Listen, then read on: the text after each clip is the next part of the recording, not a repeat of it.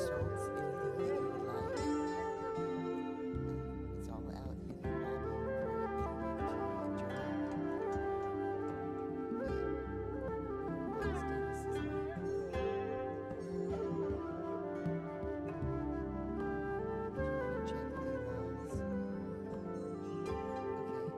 Okay. My name is Linda, and I'm doing a mic check for the person who's captioning. Okay, I'm going to go to each log now.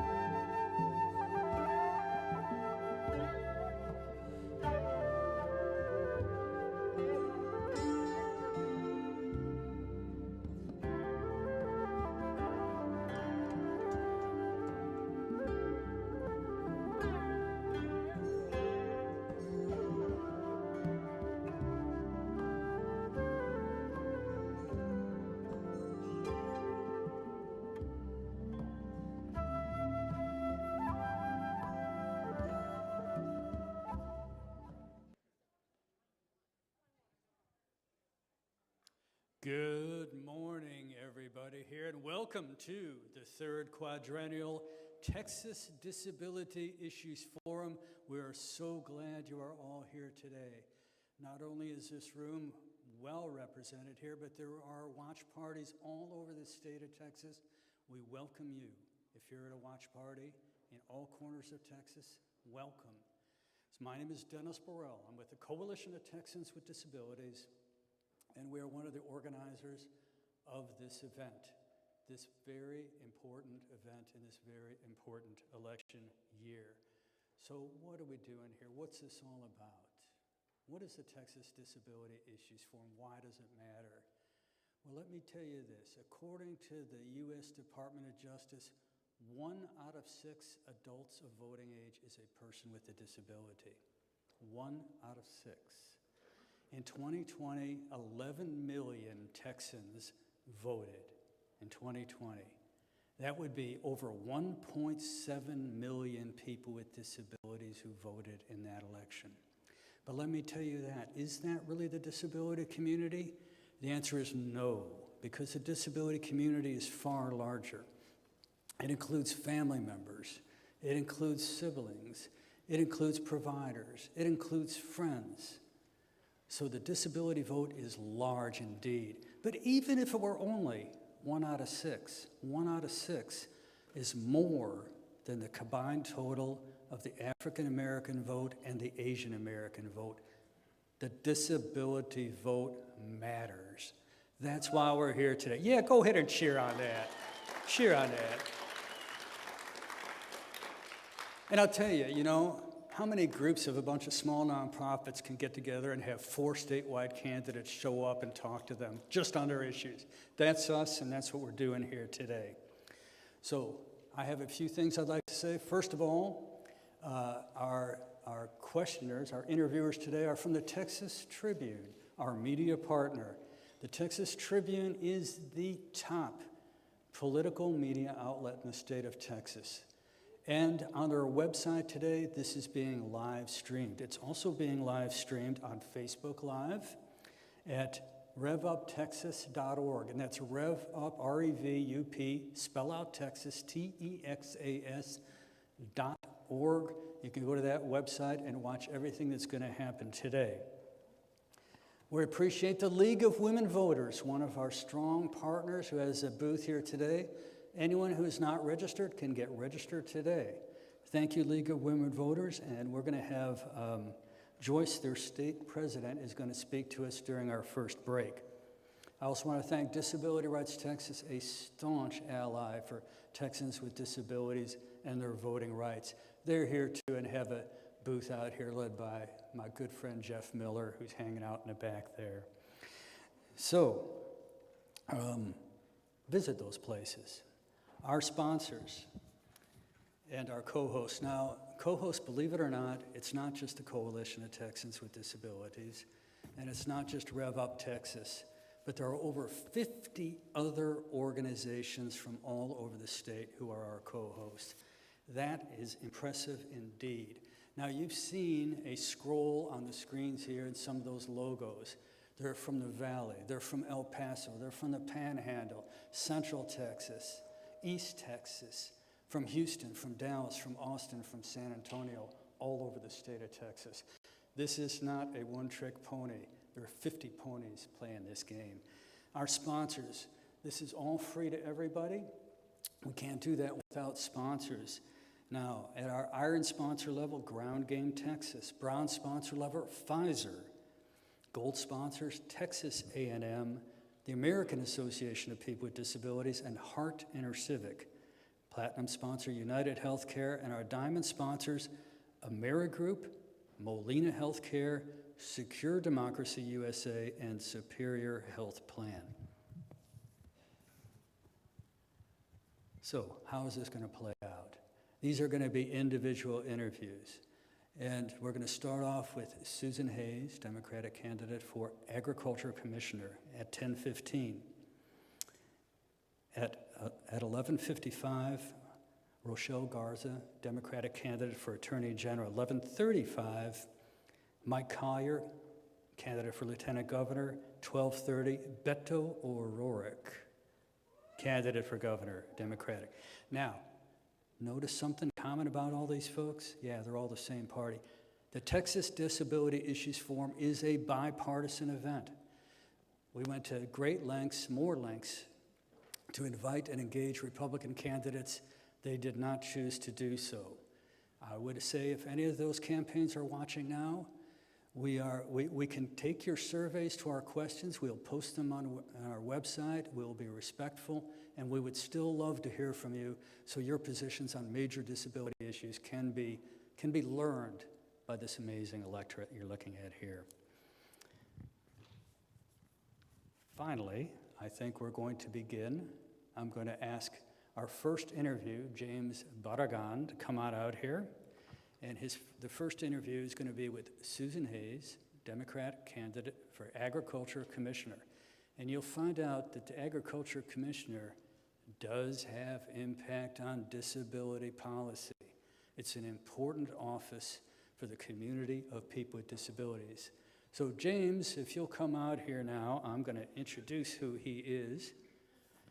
And James Barragan, he's a political reporter for the Texas Tribune with a focus on accountability reporting. I like the sound of that. Let's hold people accountable. Prior to joining the Tribune, he worked as State House reporter for the Dallas Morning News and had previous stints at the Austin American-Statesman and the Los Angeles Times. In 2021, James was a finalist for the Toner Prize for Excellence in Local Reporting for his coverage of Texas politics during COVID-19. A Southern California native, he received his bachelor's degree in history from UCLA. Okay, you heard all that? James is a rock star in media reporting, politics, media reporting. We're glad to have him. James and Susan Hayes, Democrat candidate for agriculture. Let's welcome them.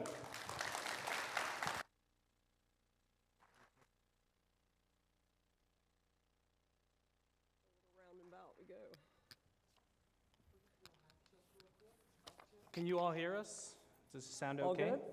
Hear me? Yeah. Well, great. Good morning. It's a pleasure to be here with you at the Texas Disability Issues Forum. First, a little bit of housekeeping. This is going to be a 30-minute conversation. We've got questions online on the website that you can sort of follow along. These are prepared questions that we have let Susan see before, so she'll have a good idea of what is coming her way. And we're going to get through as many of the questions as possible with the candidates in that 30-minute segment. Some of them may run a little bit shorter. Some of them we may not get through all of them. That's basically the criteria. And so I guess without further ado, we'll get started. Susan, first off, if you can tell the people a little bit about yourself, the office that you're running for, why you chose to run, and also your ties to the disabilities community, if you have any. Yeah. My name is Susan Hayes. I'm the Democratic nominee for Agriculture Commissioner. I grew up in Brownwood, Texas, which is right under the X in Texas, kind of where the hill country peters out to the plains. My family settled in that part of the state shortly after the Civil War, where they ranched. I had one grandfather who was a cotton buyer in the 40s and 50s, that is until the drought hit and he went broke. My family really mimics, I think, what happened to a lot of rural families. My grandparents' generation ranched. My parents' generation went off and got professional degrees to be able to afford to ranch. And then my generation largely left. I myself ran away to law school. Went to UT Austin undergrad, Georgetown for law school, came back home to Texas, having missed barbecue and Mexican food terribly. But worked a session for Elliott Neistat, clerked at the Texas Supreme Court, and then burdened by loan debt, went off to Dallas and went to a corporate law firm where I learned how money works and a lot of how power works. I have, in the course of my legal career, gotten involved in a lot of issues I cared about while paying the bills on the business litigation work, and that's reproductive rights. I co-founded Jane's Due Process, which represents Texas minors facing unintended pregnancies. with whatever legal barriers they may encounter toward exercising their choice. I've also worked on LGBTQ issues, on some behind-the-scenes legal work, and also serving on the Board of Equality Texas. And I've worked on voting rights issues. I have my bread and butter is appellate law, and I have a dear friend who refers to me as the pointy-headed lawyer because I'm an appellate lawyer. But I'm board certified that. I recently became board certified in legislative and campaign law as well, so now I'm double pointy. And at the 2020 election cycle, I represented Harris County in what turned into the dozens of lawsuits the Republicans filed every time Harris County tried to make it easier and safer to vote during a pandemic. And with that election work, I've had the opportunity to work with the Coalition of Texans with Disabilities, and I've also worked with the Coalition on cannabis issues. Several years ago, I decided I was bored, and thought to myself, what could I get into that would be super interesting, maybe a heavily regulated industry that's on the up and coming, that'll need a lot of legal work and lobbying work. Weed lawyer, that's it. And set out to teach myself the growing field of cannabis regulation. And that led to me helping draft and pass the bill that legalized hemp in Texas. Working with a conservative Tea Party senator. One thing I love about legislative work is finding those unlikely allies. And where can you find common ground? Politics is the art of the possible. And under federal law, the Ag Commission has to regulate your hemp program. Otherwise, there's no way the Republican legislature would have ever given it to the incumbent, Sid Miller, because they don't trust him. And I didn't really understand the depth of that lack of trust until working on that bill. And as the rulemaking rolled out, and for many of you all familiar with the lawmaking process, you pass a law, get a statute, then you've got to go to rulemaking at the agency. I was really horrified with what I saw, and some of the activities that have now led to Commissioner Miller's political consultant being indicted for trying to sell hemp licenses that cost $100 and are unlimited for tens of thousands of dollars. It was just open graft and corruption, and taking advantage of people who could least afford it, which is to say farmers. And that made me angry enough to want to run.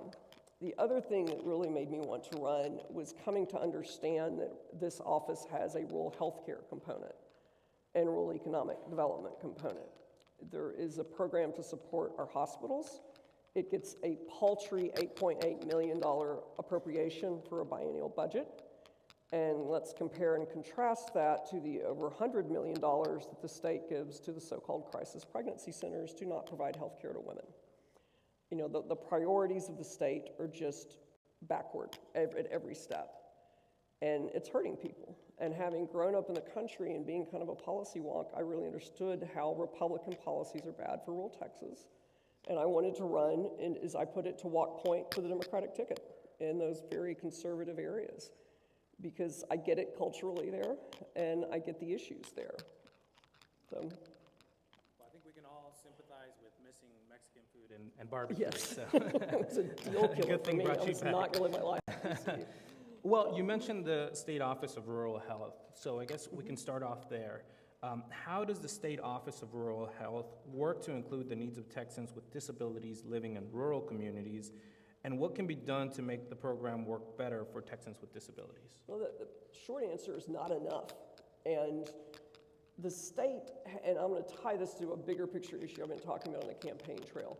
The current leadership does not seem to be interested in governing. They are just interested in what appeases the Republican primary voters, what red meat can they throw.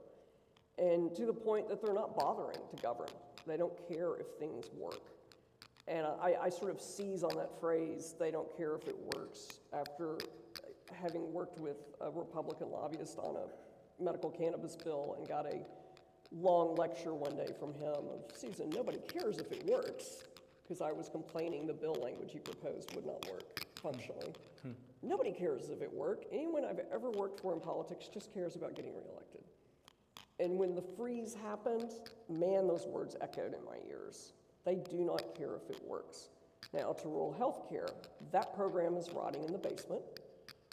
When I was considering running for this office, I was picking the brain of some friends who work on healthcare issues and were familiar with the office, and asked, if I could just scrape together enough discretionary money in the budget to hire 5 house policy wonks to do nothing but work on how do we better deliver rural health care. Can I make a difference? And the answer I got was 5, try 2. You mean nobody's really looking at this in state government? Nobody's really looking at it.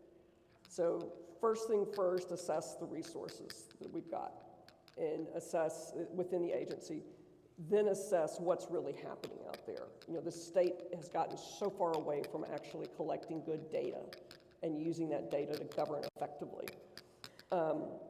And then look at how are we serving different populations, and particularly the population of people with disabilities. You know, the further you get from the city, the less services there are everywhere. Same with our healthcare network. And an example I have used with, y'all have all heard of our rural hospitals failing.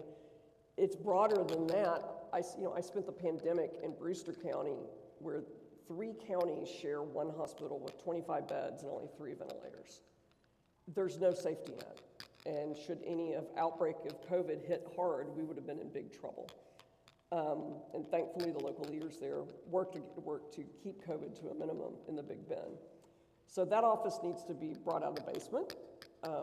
My job the day after getting elected is start getting on the phone with members of the Finance and the Appropriations Committee to fight for more funding for that office and fight for better resources being implemented out into rural Texas. Okay, and what role does the Agriculture Commissioner office have in ensuring that Texans with disabilities have the same access to the programs of the Agriculture Commission, such as the Texas Feeding Texans Initiative, as people with disabilities?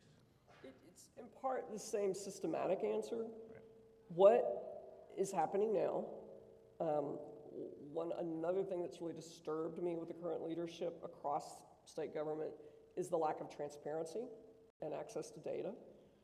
If they're bothering to collect it, they're not sharing it. We're seeing that now with the maternal mortality data being not produced until not only after the election, but after next session. I really want to see that data for rural Texas. So looking at the program and then looking at what counties are getting how much per capita, are they even tracking accurately how much the people with disabilities are getting access to that program versus others. I can't tell you today because of the opacity of the office. And then working to reorganize those assets and implement them in a way that is more fair across the state and reaching the people who need it most. Overall, it sounds like you want more funding and then also looking at how those resources are being used currently so that you can potentially make changes. In the reverse order. Right. Are we using our assets efficiently? Are we drawing down as much federal dollars as we could? I'm pretty sure the answer to that is no. Okay. Because we've got an incumbent who does not play well with others and does not have a good reputation, and even during the Trump administration, seemed to be completely ineffectual in dealing with USDA and bringing those dollars back to Texas. Okay, and anybody who's followed your campaign and watched your comments will know that this is an absolute softball here that we're tossing up for you. I can guess the next question. Do you support the legalization or decriminalization of cannabis in Texas? I do, and if you can speak to why. Yeah, and I'm going to walk through the terminology because it's a complicated issue. It's a steep learning curve, and people, if you don't use the words accurately, it's hard to understand it. So it's all cannabis. The only difference between hemp and marijuana is a legal line in the sand that was drawn in the federal farm bill, and we had to follow, and that is 0.3% delta-9 THC by dry weight. And politically, what we see now is the public really wants, on a bipartisan basis, a full medical cannabis program. Support for legalization is now tipped over 50% in Texas, and there's a bit more of a partisan split in that, but not as much as one might think. I know Governor Abbott and some of the newspapers have come out in support of, well, we'll do decriminalization, but legalization, man, that's just a little too far. Well, let's think what that looks like. If you just decriminalize and you don't also legalize, which is to say set up a regulatory structure, license your producers, your retail outlets, make sure the consumers and the patients are getting what they think they're getting. That's good testing, accurate labeling of the cannabinoids and terpenes in each product. If you don't have legalization too, what do you think's going to happen? it's just going to create a huge vacuum for black market. And the black market is not only is it a missed taxation opportunity, it's dangerous. You get people who cheat, who will put adulterants in products that can really hurt people. And this feels like a million years ago with the pandemic, but some of y'all may remember back before the pandemic, the Ebola crisis. It was an outbreak of damage to people who were in it. It turned out it was pretty much black market vape pens blowing out their lungs because someone was putting vitamin E acetate in the vape pens to make them look prettier and have a different viscosity. And it destroyed people's lungs. The government's job is to make sure things are safe and that the consumers are protected. So we've got to legalize as we decriminalize. And I have a ridiculously detailed plan and critique of what Texas is doing on my website, hayesforag.com. As you go on the campaign trail, do you hear from people with disabilities about this issue? And yeah. What are you hearing from them? Oh yeah, and it continually amazes me how popular legalizing cannabis is. And I was able to join Beto on some of his stops, and largely in West Texas, from Pecos. I did Pecos, Midland, Snyder, Abilene, San Angelo, and then some stops along the border. But Abilene was the one that really blew my mind. And I grew up really close to Abilene. And for those of y'all not familiar with that community, there's 3 Christian colleges there. It's super duper conservative and stiff compared to Angelo, which is more of a cowboy art town. And in Abilene, A, there's a big crowd to see Beto. B, the issues that got the best response were abortion rights, gun rights, legalizing cannabis, followed by teachers. And when I watched the crowd react that way on the first 3, I really thought to myself, what kind of parallel universe did I just enter? Because when I was growing up out there, people did not say those things out loud. I mean, it was something we whispered about. Cannabis is incredibly popular. And both people with disabilities and I think maybe anybody over 45 whose knees hurt. If you are elected, what will your office do to assure children with disabilities have access to school meals as children with disabilities? And for those of you who don't know, 80% of this job is school lunches and Meals on Wheels, budget-wise. That's almost all federal money. That comes with federal regulations, but the Ag Commissioner has a role on top of it to do things like try to source food more locally where it's healthier and better for us and less what I politically call the processed crap that we feed our kids, which is terrible for them. And at the same time, how are schools distributing that? And also, what do we teach kids about food? All around. I'd love to see a garden in every elementary school. I don't know if we can get there, but that's something I want to push. And then with people with disabilities, it's the same thing. Are we tracking the data? Are we making sure school districts are doing what they should be doing? And if you look at the appropriations bill, you'll see a huge percentage of school districts are out of compliance. And I've asked around about that. And this is the data that's at below the budget itself in the appropriations bill. You can see metrics of how funding is spent. Close to 50% of them are out of compliance, which really raised my eyebrows when I first saw it. As I've asked around, a lot of that is just bad paperwork, I'm told, which I can see when you have small school districts who maybe don't have people who are good at filling out paperwork. But that needs to be dug into. What's really happening out there, identify the problems with data, and then go after them and make sure everybody's served the way they should. Okay. The disability community lives by the motto, nothing about us without us. They must have a seat at all decision-making tables that affect them, which is every table.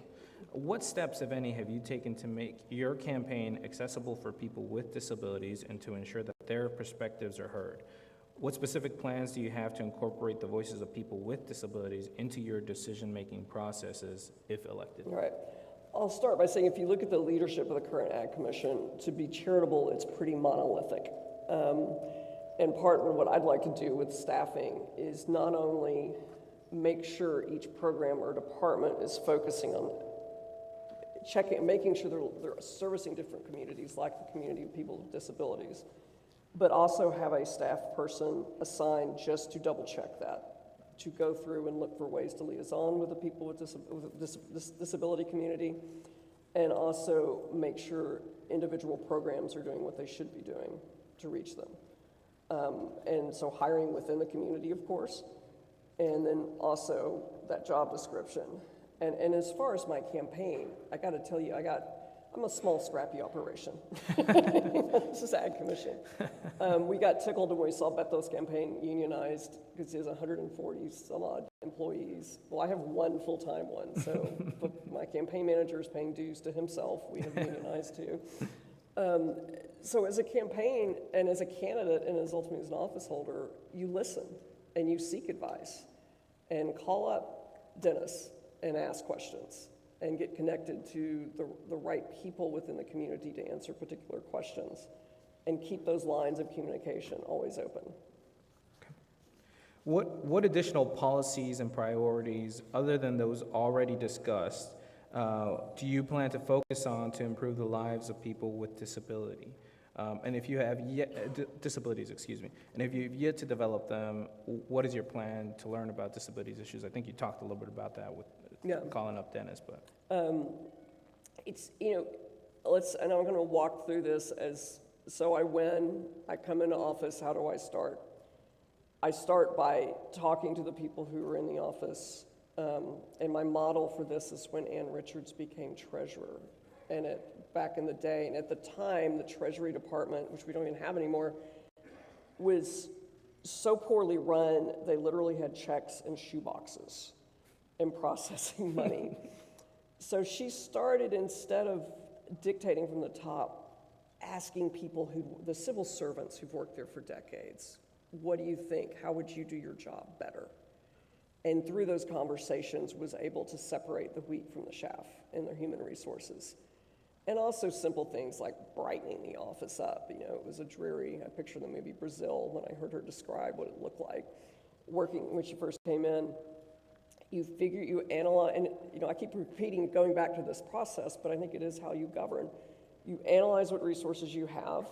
You try to change the culture of, instead of civil servants who are so beaten down by the current autocratic culture we have politically in Texas, that they won't raise their hand with a good idea. And that takes work to get people to understand, no, I really do care what you think and want to hear. And then once you get a sense of what's possible and what's happening with the agency, or as you get a sense, start looping in more advice from outside and open up those doors to the office so that you are picking the brains of people who fully understand the disability community and not assuming someone in the office does. And that can be from the assigned liaison to the community. It can be from a committee that's set up, and it may get where it makes sense to set up advisory committees for each program to make sure we're covering the people we need to cover. Okay. Well, I think that gets us through the questionnaire. Mm-hmm. Susan Hayes, thank you so much for your participation. Give her a round of applause. Right. I think we're going to turn it back over to Dennis.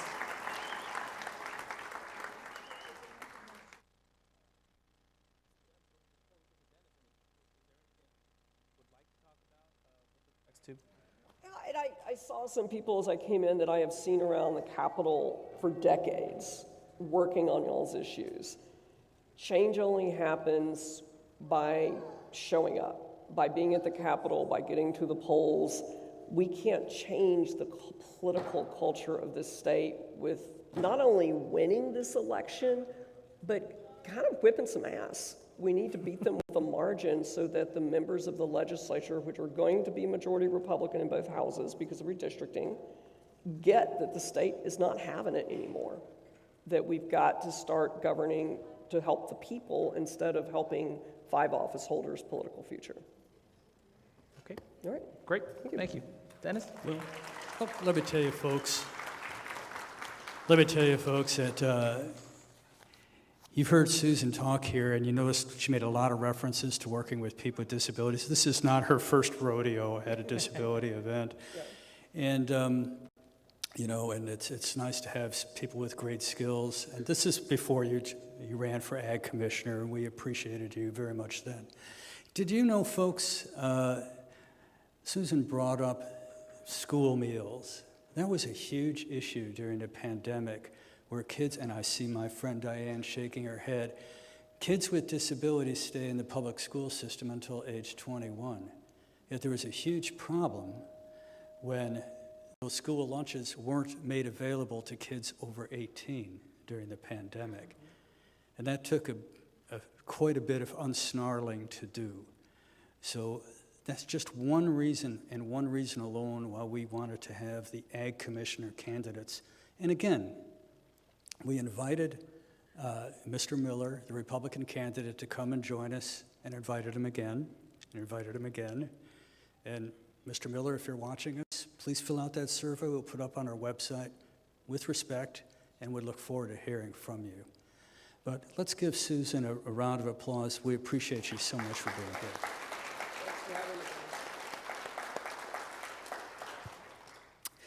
So I have a couple of announcements to make. If you need audio description, if you would like audio description, raise your hand, and Celia will come and assist you with audio description. So I'm looking about, does anyone here right now need that? That is an accessibility device for people with visual impairment. We have some. Celia, if you look over here toward that part of the room, there are a couple of folks. Thank you very much for doing that. And so we will, a couple other things, couple other announcements. We'll have a 10-minute break at about 11:25. Okay, so hold on. Keep that coffee down while you're waiting. If you need a parking voucher, parking is on us today. Be sure you check in with the registration desk, get a parking voucher. We will have lunch available to you. It'll be right after Beto O'Rourke's interview, so figure that about 1 o'clock. And I wanted to mention a couple things. I want to thank the students from the University of Texas E4 program. It's so good to see young people getting engaged here. Okay, so our next interview will be at 10:55 with Rochelle Garza, but for right now, I'm pleased to interview from the League of Women Voters, Joyce LaBombard, who's going to talk about the League's resources and their voting guide. And by the way, the voting, if you haven't ever seen a League of Women Voters voting guide, take the time. Take the time to read it and see it. So I'm going to hand over this mic to you, Joyce. Welcome. Oh, you got one. Okay. Yes, okay. Hi, everyone. Thank you, Dennis. And hi, everyone. I'm just going to spend a few minutes talking about the League of Women Voters and voting by mail. So, as I hope you know, the League of Women Voters is a nonpartisan political organization. And what we mean by that is we never support or oppose any political party or candidate. But we do take positions on public policy issues, things that are important to our members and to all of you. And then we do advocate on those issues. We're probably best known for our voters guide, and you can find that online on our website, lwvtexas.org, or hopefully even better to use is vote411.org. That's our interactive voters guide, so that you can go in, compare candidates, select who you want, print that out, and bring that into the polling locations. So during the primary elections last March, nearly 25,000 vote-by-mail ballots got rejected. After that event, we went to work. We partnered with an organization, another nonpartisan organization called the Center for Civic Design, to look at the issues that happened and how could we help. And we developed some new resources that are on our website, and I'm going to work with REV to get them on their website as well. So we created a brand new application to vote by mail that is much easier to understand and much easier to use. And I'll tell you, I showed it to the Secretary of State, and they said it was better than all of the other applications out there. So we're even hopefully going to get them to improve theirs over time. We also created some step-by-step instructions that you can use with no matter what application you use, whether it's ours or any other application. That'll make it much easier for you to make sure that you fill out all of the information correctly. And on one side it talks about how to fill out the application. On the other side it talks about how to fill out the ballot, and in particular the carrier envelope, because that's where most of the mistakes were used. Also on our website is our brand new video about how to apply and return your vote by mail application. That goes through a step-by-step. So I don't know if we've changed over the slides yet, but at some point we'll have up on the screen an example of what those instructions look like. So we recommend that on the application, it talks about, or on the carrier ballot, you can use either your Texas ID, your driver's license, or your Social Security number. We recommend that you use both of those when you're filling this out, because as long as one of those numbers matches and your signature is relatively matched, then your ballot will be accepted. So make sure that you use both your Texas identification, if that's a driver's license or a personal ID number, and your Social Security number, the last four. We also highly recommend that you fill out the contact information, which, given the new ballot or the new envelope, looks really hard because they put this red box around those important fields, but it made the space for the contact information really, really small. So still make sure you put in your contact information, because if there are any issues with your ballot, that's how they're going to get a hold of you so that those issues can get solved before the election. There's also on the envelope, very important to know, 2 places to seal the envelope. Make sure you seal both of those, because when your ballot comes in, they take that first part off to show that they received it. And if that second seal isn't closed, your ballot's going to fall out and it's going to not get counted. Also, one of the new laws was about getting assistance. So on the envelope, if you have somebody help you fill out your ballot, they have to read through an oath and sign that they've read the oath. They also have to indicate that you have not paid them in any way for their assistance. Then they also sign it, they print their name and address and their relationship to you. Also, if you cannot make your own signature or a mark for some reason, you'll need to have somebody witness that. So again, they will fill out print your name. They won't do a signature for you. But then they have to, again, also fill out their name and address and signature. So a lot of important things there for voting by mail. Once you mail in or you turn in your application, as soon as that happens, you can begin tracking where everything is in the process. So you can track on the votetexas.gov site. There's Track My Ballot. You can begin tracking as soon as they receive your application, and it'll show what status it's in, whether that it's been accepted or if there's been a problem and they had to reject it, and they'll be contacting you. Once you get your ballot, we recommend that you fill that out as soon as you can, mail that in or hand deliver that. If you hand deliver, you need to show a photo ID. You have to hand deliver it. But again, you can see on that ballot tracker happening with your ballot, and you can see if there's going to be any issues with it so that you can follow up with the elections office. We also have a very good video, again, on our site, lwvtexas.org/vote-by-mail, about how to use that Track My Ballot on the Secretary of State's site. And then last but not least, we have some contact information up here. So besides getting things off of the League of Women Voters site, you can also go to, of course, you probably all know this, REV Up and Disability Rights Texas.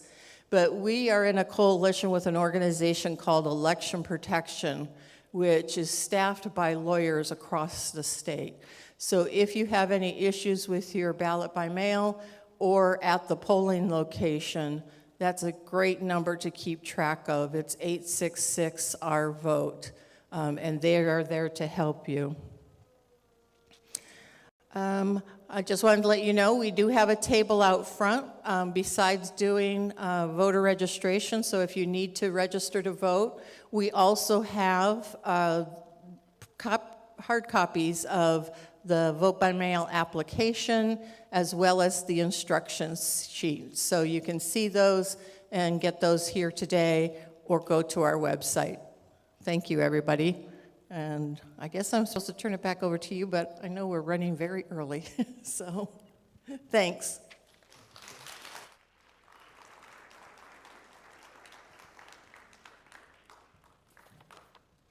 So thank you, Joyce, for that presentation.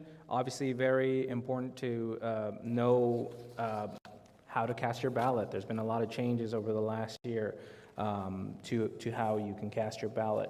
We are running a little bit early, and so I think Dennis is coming up here.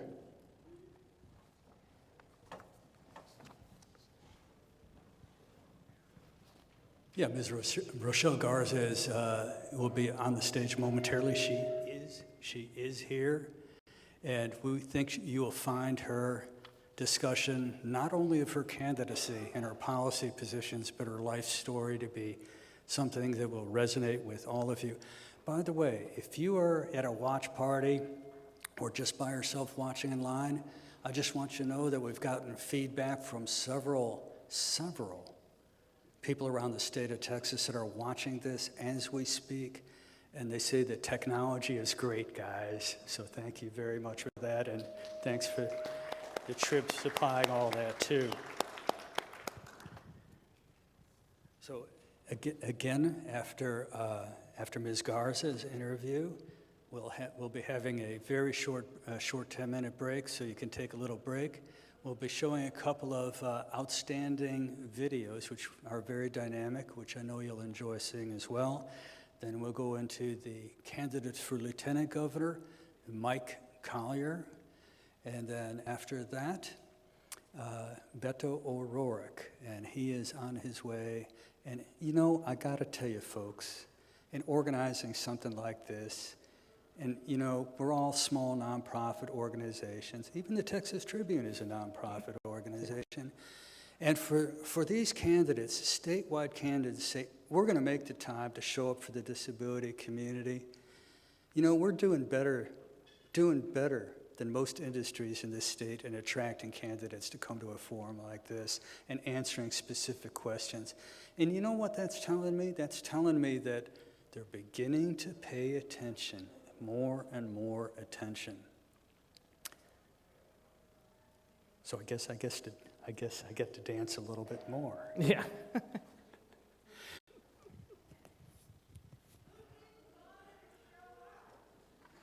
Well, okay. The question we have is who didn't bother to show up? And these were the Republican candidates, did not show up. Remember, I have asked them, and we have asked them many times, but I'm asking again, okay? Whether it's Greg Abbott, candidate for governor, Dan Patrick, candidate for lieutenant governor, Sid Miller, ag commissioner, send us your, and Ken Paxton, send us your surveys. We'll be glad to publish them, okay, respectfully. And with that, I'm going to turn it over to James. And let's welcome Rochelle Garza, candidate for Attorney General.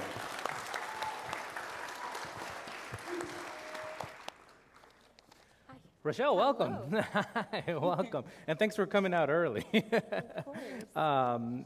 So, you know, this is going to be, again, a 30-minute conversation.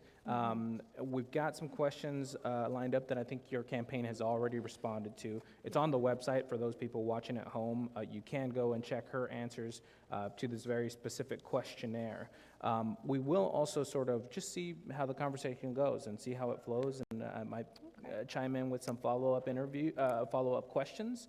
But I guess if you want to first start off with telling us a little bit about your candidacy, what made you want to run for this office, and then a little bit about what, if any, connection you have to the disabilities community. Yeah.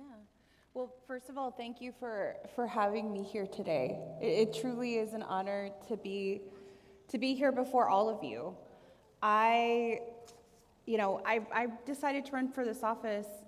The heart of it is from my family. So I grew up in South Texas. I grew up in Brownsville. My parents were public school teachers, and they taught me to work really hard, and they taught me to treat everyone with dignity and respect. And that started at home because I had a brother with disabilities. My brother Robbie experienced a traumatic brain injury during childbirth, and I saw my parents fight really, really hard for him. You know, whether that was getting access to basic medical care, whether that was making sure we could take him to church. It was so important to make sure that all of us were taken care of in our family. And so that's the basis of who I am. I care about family, I care about people, and it's shown in my work. You know, I've used the law as a means of making sure that we're all treated equally. You know, the law is a tool. It can build or it can destroy. And I want to use it to build, and I want to use it to make sure that we are protecting people and making sure everyone has a fair shot, and that includes people with disabilities. Can you talk a little bit about that experience with your brother, how that impacts sort of, you spoke a little bit about it, but your sort of worldview? Because I imagine when you go some places and there isn't perhaps accessibility, you talk about being him able to go to church, go to school. You know, how does that impact you? I imagine it impacted you from a young age, and then as you go throughout life, you go to undergrad, then you go to law school. Is that always sort of in the back of your mind, and are there particular instances where you're thinking, oh gosh, that could happen to or did happen to my brother? Yeah, I mean, it permeated my whole life. You know, as I mentioned, my parents were really big on making sure that he could go to church with us and that we had accessibility for that. I mean, he was in a wheelchair, he couldn't walk, he couldn't talk, couldn't see, but he knew our voices and he felt that we loved him. And we made sure that we incorporated him in every single family activity. You know, every birthday, we would have a piñata, and we would have cake, and we would have family over, and it would be a big party. So it was very important to me. And I remember instances where my parents had to fight for health insurance to cover very basic things, like a wheelchair lift for my brother. I couldn't have been more than 9 years old, and on my daily routine in the morning, packing into my dad's blue Astro van, and getting Robbie on the wheelchair lift. I always loved fighting my other brother to lift him up, and my mom was recording. I'm like, why are you recording? And she told me it was because the insurance company didn't believe that it was medically necessary, that we had a wheelchair lift for him. You know, that was before the ADA. That was before we could get a school bus to come get him. And we had to make sure that we could get him to school. And he was in a program with other kids with disabilities, similar disabilities, and he needed that. Yeah. So anyway, that was part of my daily life, and it really did impact me. And how does that impact your campaign, because obviously the Attorney General is a big office. You deal with a lot of issues. We're going to talk about some of them. Election, abortion rights is a big one to you, I know.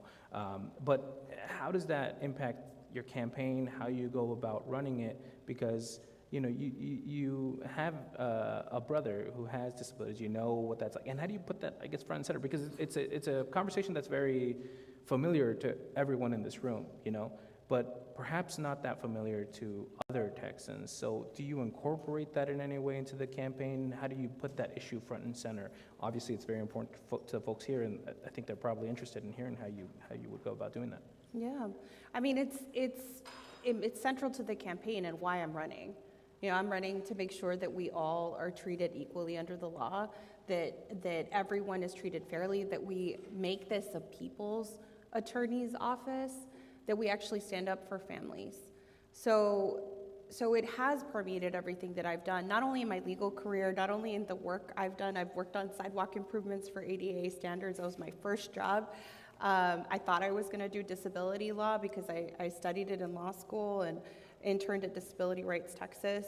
But it's important to me to have a disability rights unit within a fully funded civil rights division in this office.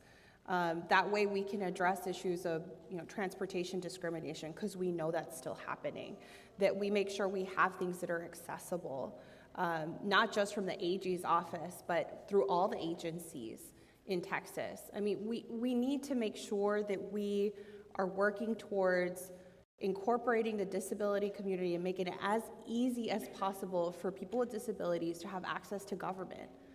I mean,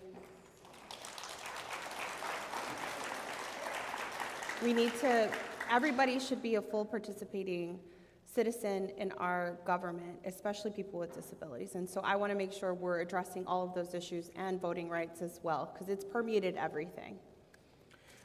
You mentioned voting rights. Joyce was just talking about some of the changes and some of the things that we need to make sure that we are aware of for casting our ballots in November.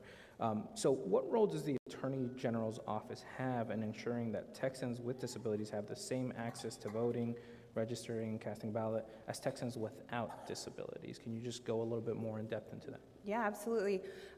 So the Attorney General has the power to investigate, to litigate, issue legal opinions, and I want to make sure we're using this office to make it easier for people to vote, because it is a fundamental right. We should be making sure that everyone has access, regardless of their disability. So investigating any inconsistencies or difficulties with access to the ballot box, whether it's like mail-in ballots, which we know disproportionately impact people with disabilities, making sure that people can vote that way, that we have drive-through voting. Ken Paxton, my opponent has been, really hell-bent on rolling back voting rights. Because he doesn't want people to vote. He's more concerned about avoiding prison than he is about addressing the needs of Texans.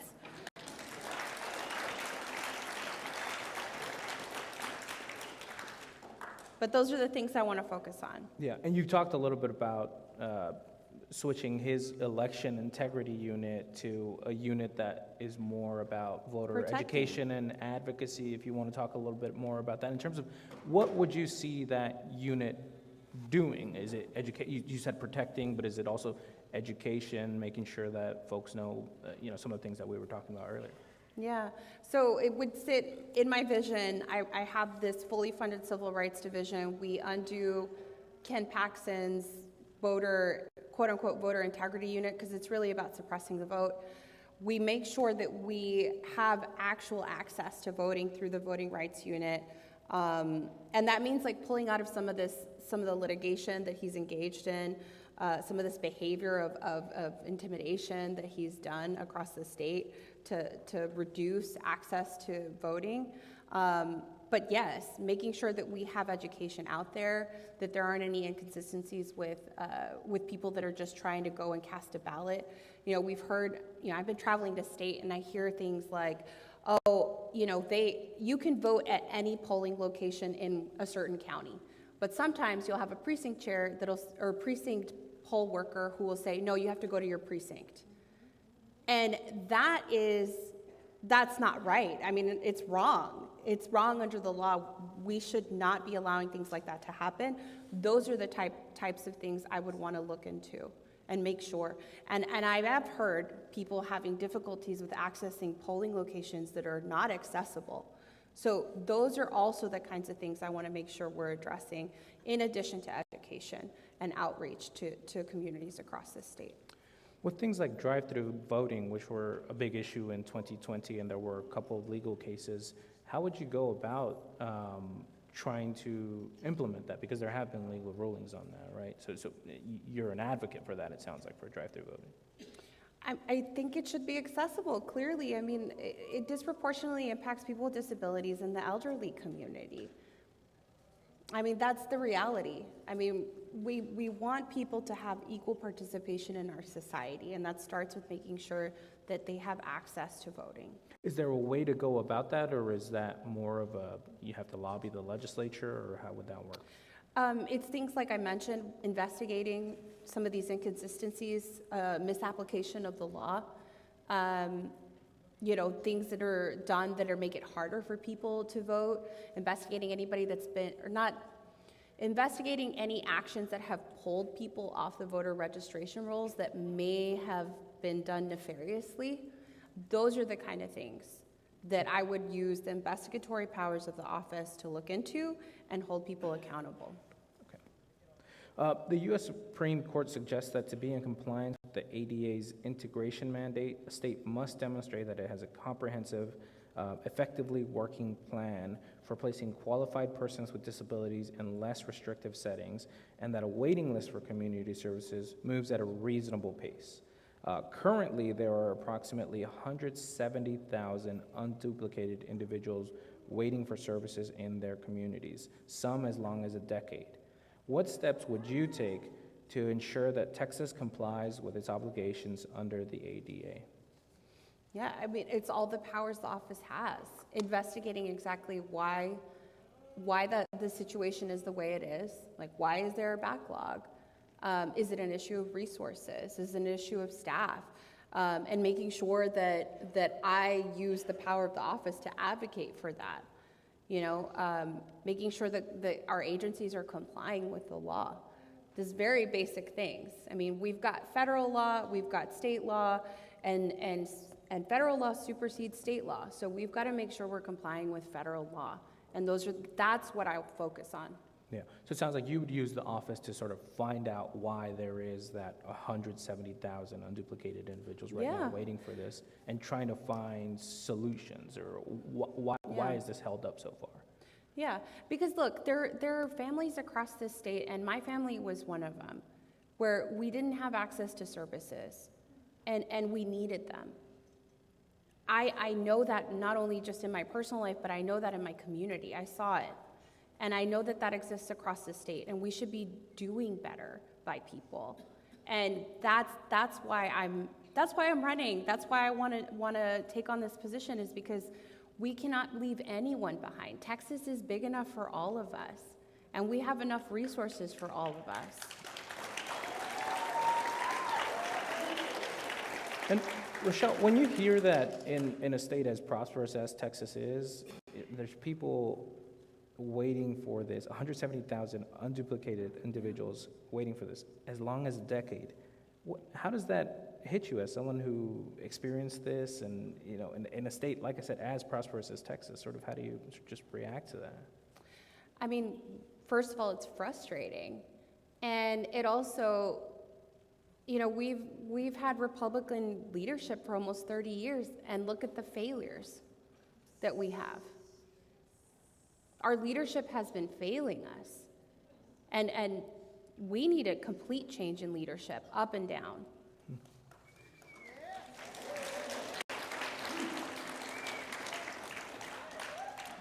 People with disabilities often fall through the cracks when they become involved with the criminal justice system. How will you work with the disability community and advocacy groups to correct this? Working with impacted communities is the best way to come up with a solution, because the people that know the issue the best are the people that are the impacted the most by it. So, and I've seen this through my work. I briefly mentioned that I worked on sidewalk improvements after college to ADA standards. We worked with a citizens group. We worked with people with disabilities on those issues to identify, where can we get this done? How do we address these needs? That's what I think we should be focusing in on. When we talk about people with disabilities that fall through the cracks, we are looking at people with mental health issues, right? We need to make sure that those folks do not fall through the cracks, do not end up in the criminal justice system where they're not getting the treatment that they need. So my position is that we do need to expand some of these diversion courts, so mental health court, drug court for folks that have substance abuse issues, and making sure that we're not throwing people into jail instead of providing some rehabilitation that they need. And specifically on that question, are you working with groups that work particularly with people with disabilities falling through the cracks in the criminal justice system? Have you seen any examples? Are you working with people on the campaign trail? Have you met any people on the campaign trail where that has happened? Well, I can speak from personal experience. I did a little bit of criminal defense work. There are counties across the state. Some of them have a public defender system, some of them don't. My home county did not, and so it was sort of called like a wheel system where you would take cases pro bono, and I saw a lot of folks with mental health issues. They were experiencing homelessness because of mental health issues and drug issues that were falling through the cracks. So, it's situations like that that have really informed how I look at the system. And look, police, our jail system, they're not equipped to be providing this type of care. There is a job there. Public safety is really important. We need policing. But, we cannot have police be taking care of somebody who's having a mental health crisis because they won't know how to address it. And, if we incarcerate them, we're not providing the resources that they need in order to come out of that crisis.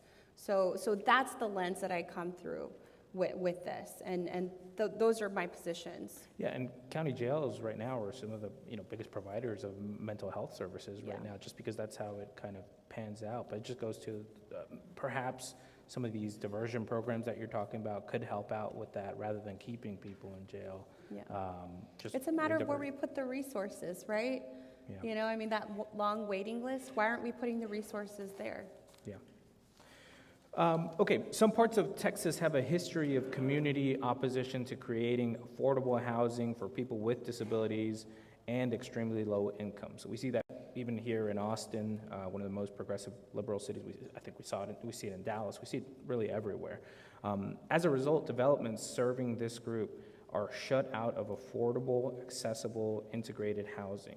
What is the role of the Attorney General in ensuring that this housing development process is protected from discrimination so the state can meet its obligation to people with disabilities and federal fair housing laws? Yeah.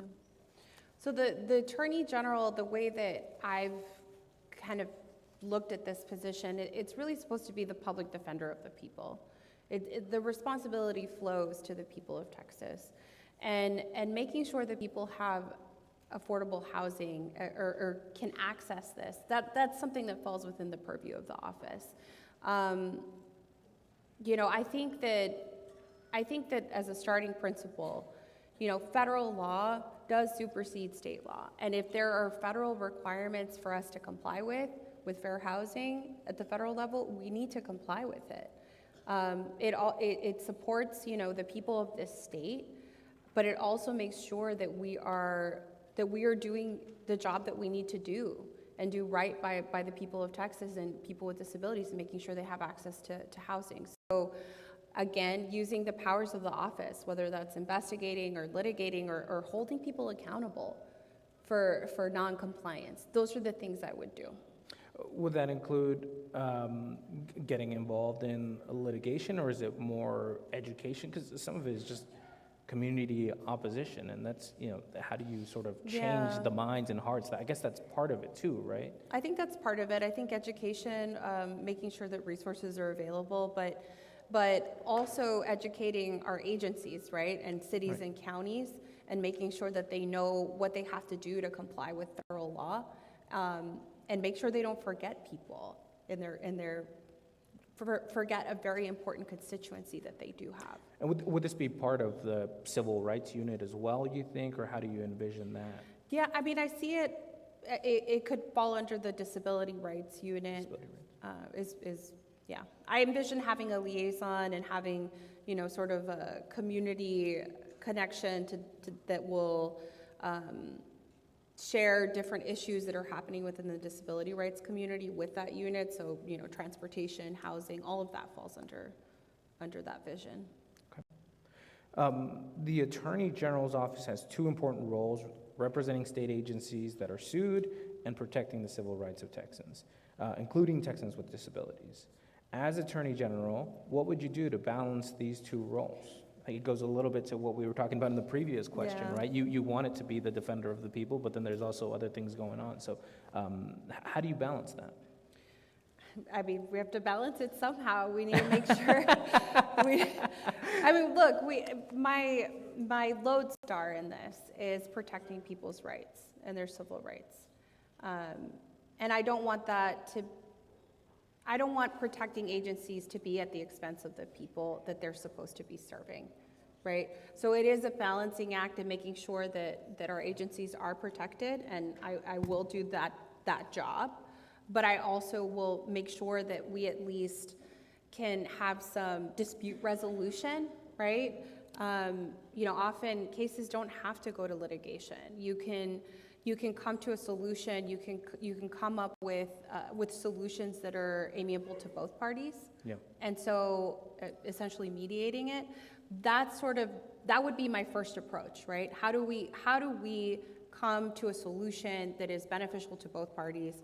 And if we can't do that, then we'll look at it case by case and how we're going to move forward. Do you think under the current administration it skews one way or the other currently? I wouldn't be able to tell you that. I think that it depends on what we're talking about. Yeah. But I can certainly tell you that Ken Paxton isn't concerned about the people of Texas. At least he doesn't act like it. As I said, he is more concerned about staying out of jail than he is about serving us and our needs.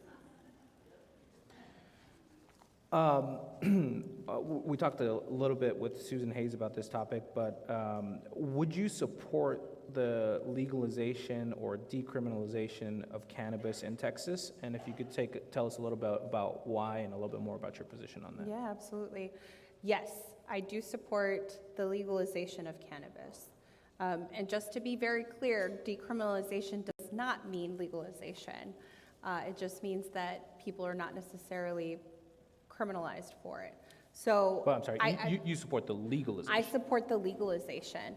I think that, I think it's very clear the benefits that legalization could do. We're talking about at least $1 billion that can be brought into the state that could go towards, funding some of these programs that we need. Public education, making sure we cut down that list of folks that are waiting. There are lots of things that can be done with that kind of money. We would have, expansion of jobs.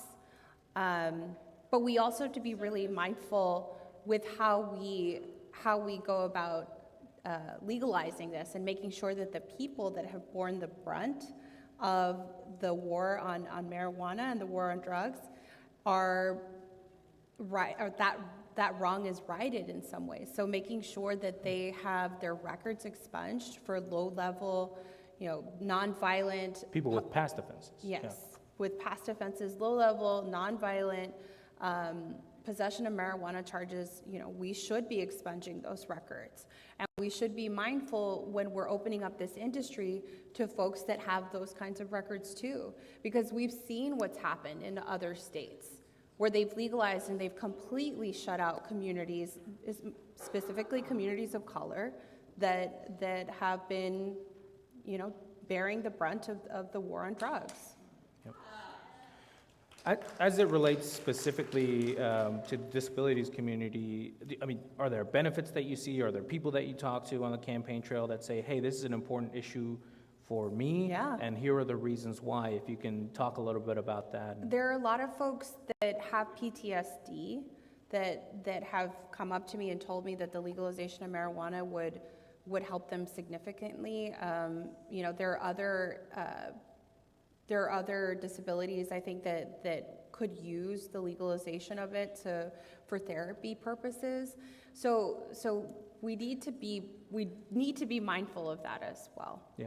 Are you for full legalization, or where do you draw the line there?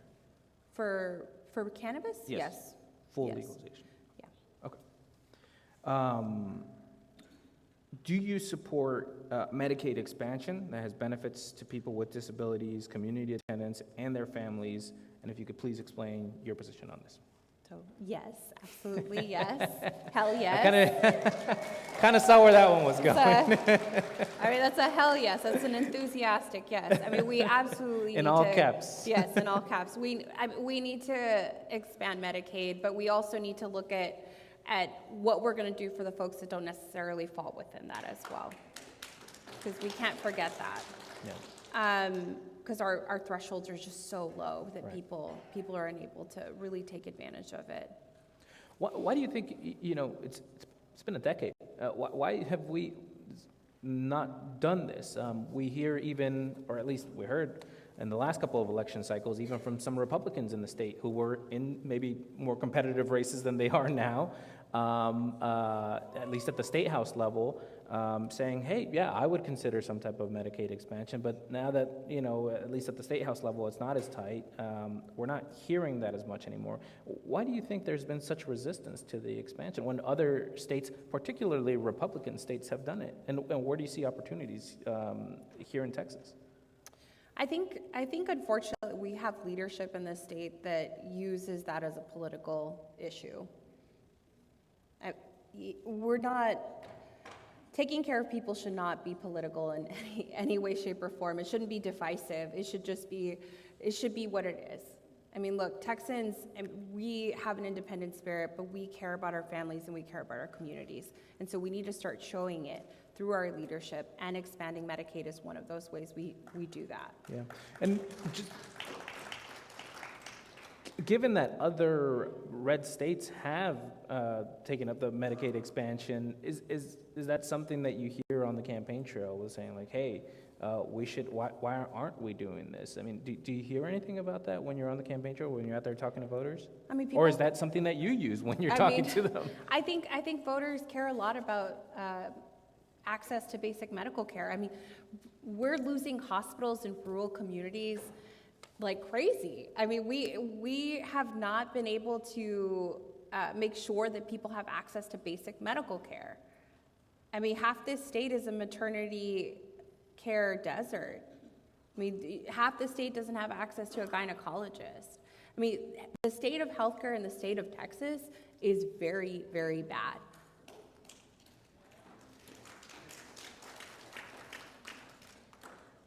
What steps should the state of Texas take to increase access to public and private transportation, for example, buses, trains, taxis, rideshare companies, for urban and rural Texans with disabilities? We need to expand it, period. The state of Texas is so big, and we need to make sure that people have access to transportation, period, full stop. Especially with busing systems. As I mentioned, my first job was working on ADA sidewalk improvements, but it was, I was working for a city, a municipality, specifically their bus department. And, we didn't have Sunday service. We didn't have buses that were moving more than once an hour, and then the buses would die. They would, wouldn't make it to their next stop. And that just doesn't work for people with disabilities. Yeah. So we need to do better as a state. We have the money. We need to invest in our infrastructure. We need to invest in transportation, and we need to be mindful of people with disabilities. From the Attorney General's office, how do you do that? Is it, again, going to the investigating, seeing where the shortcomings and why that's happening, or how do you sort of envisioning that from the Attorney General's office? I mean, I would envision it as a partnership, working with counties and cities and MPOs, these organizations that are working on connecting transportation networks. That's what I would see it as a partnership. And what can we do as an office to make sure that you're successful in expanding services? And what can we do as an office to make sure that we have accountability when someone is not expanding when they should be? Yeah. What about with like rideshare companies and taxis? Those are more private enterprises. Yeah. Some of them, some of them are sort of freelance contractors, basically using their own cars. Taxis, small business companies. How do you work with those parts or those kinds of organizations to try to make this happen? I mean, we'll figure out how we can get things done, but I mean, public-private partnerships are there are things that are really important there that we could do, but again, it's the accountability piece that would concern me, so. Okay. Do you support legislation to waive sovereign immunity in cases involving the state's violation of the Americans with Disabilities Act? So I got a little bit of background on that question. It has to do with the fact that we have agencies or the state itself that is saying that they don't have to comply with sovereign, or sorry, with some of these rules. I think it's really important. This is a first step, right? This election and winning this very winnable election where I am within a few percentage points of unseating Ken Paxton. And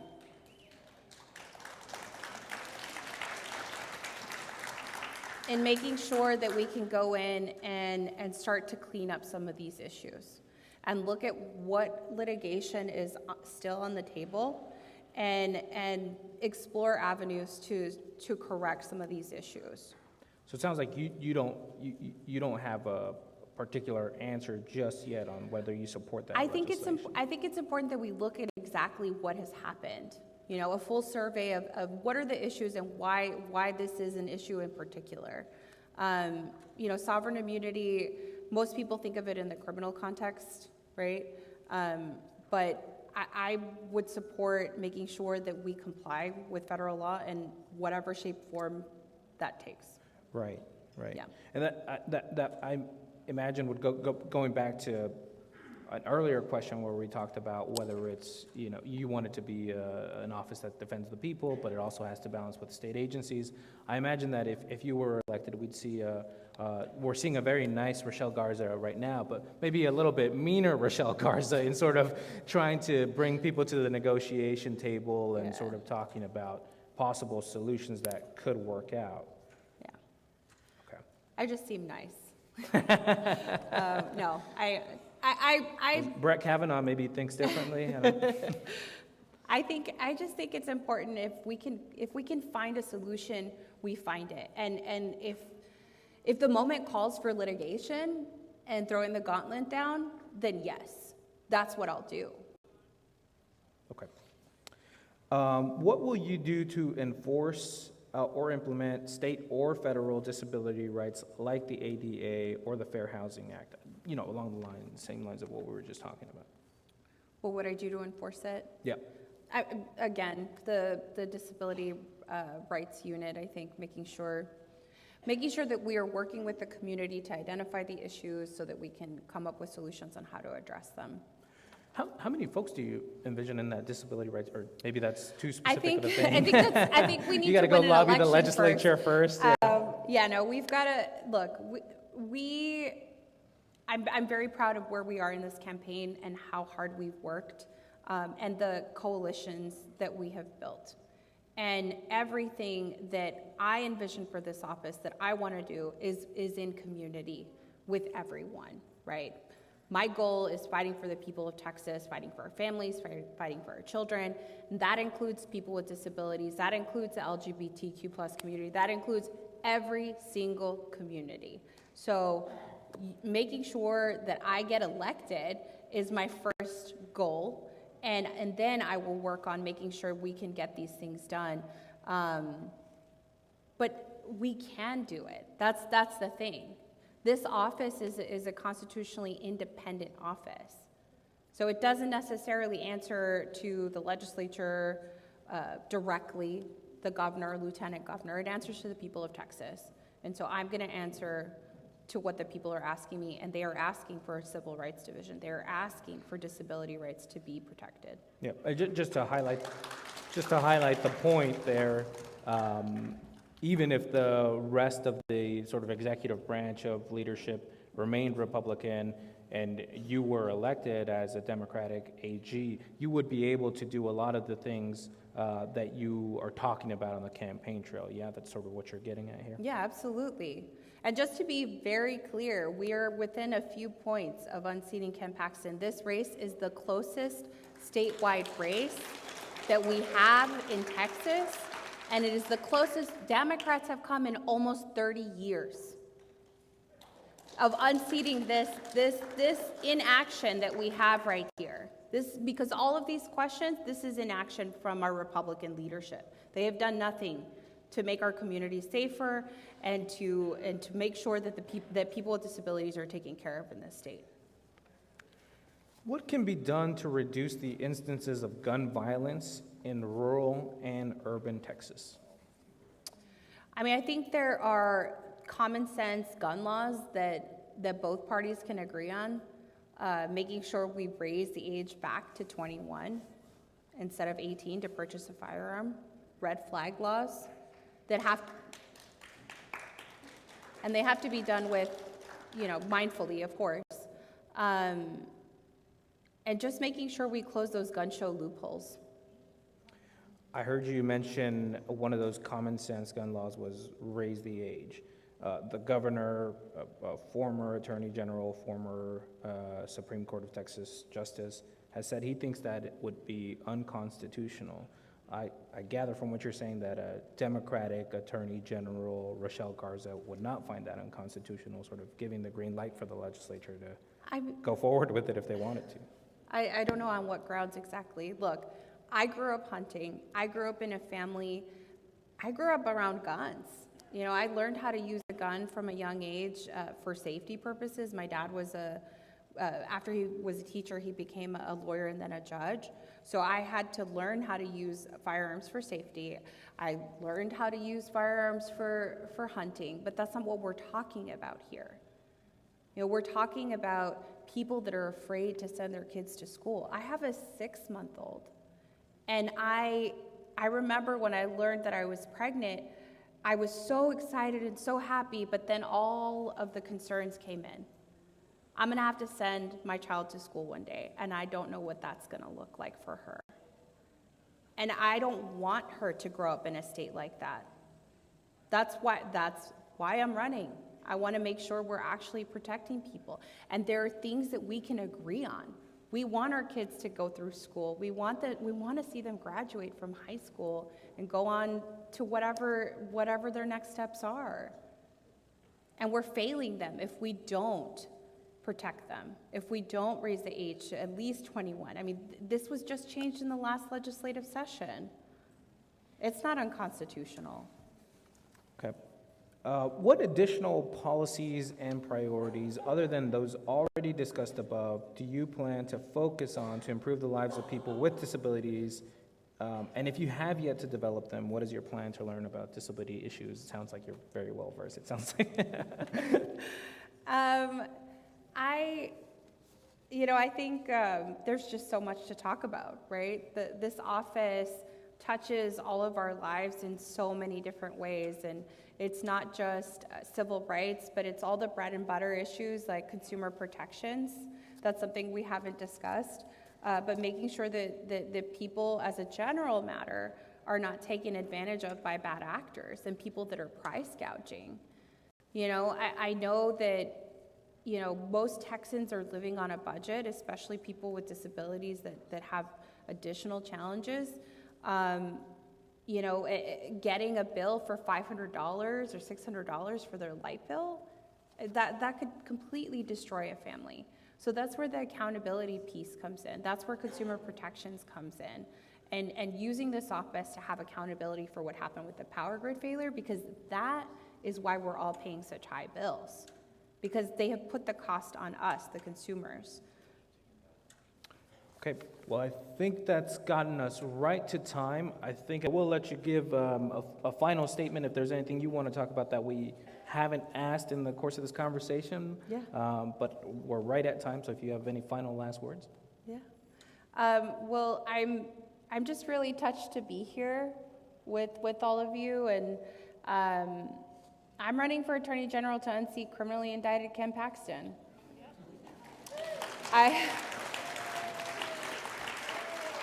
And I'm running to make sure that we have someone in this office that's going to fight for our families and for our children. And that's who I am. I'm a fifth generation Tejana from Brownsville, Texas, from the Rio Grande Valley. I'm the mother to a 6-month-old. I'm a working person. I know what it's like to live paycheck to paycheck. And it's time we have someone in this office that represents all of us and sees all of us. And that's who I'll be for the people of Texas. Well, thanks, Rochelle. And thanks for the conversation. I'll turn it back over to Dennis. Thanks so much, Rochelle. Let's give Rochelle Garza and James Barahan a round of applause. Thank you, James.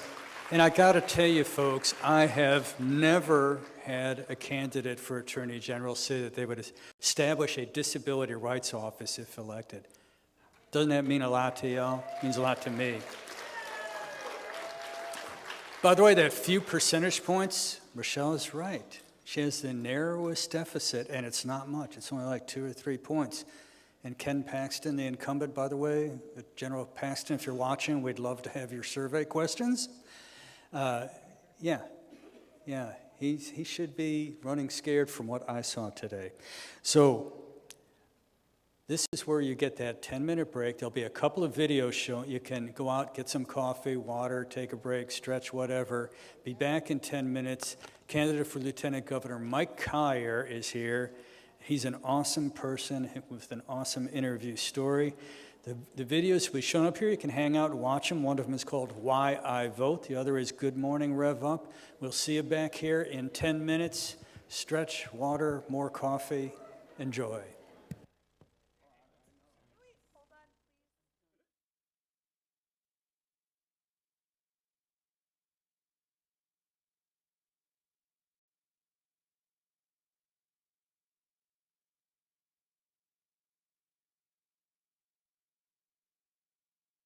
Hashtag why I want to live up. I live in this community. I work in this community. And I play in this community. So, in order to get that done, I need legislature to know what I need. And in order to do that, I need to vote. That's why I vote. Hashtag I rev up because I should have the right as a disabled parent to raise my child. So I vote in someday in hopes that we will be able to live our lives in the community and raise our own families and live in the community. Thank you.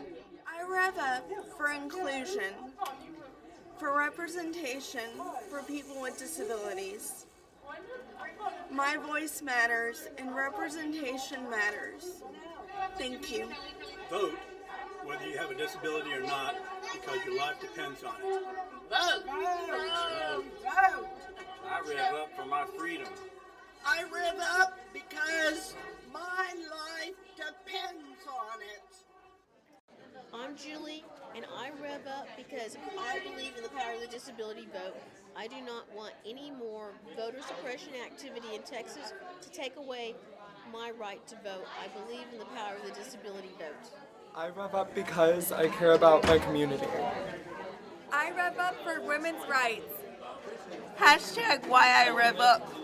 Because if you don't tell government what you want, they won't fix anything and you won't get what you need. I rev up because my vote counts. I work as a community attendant and community.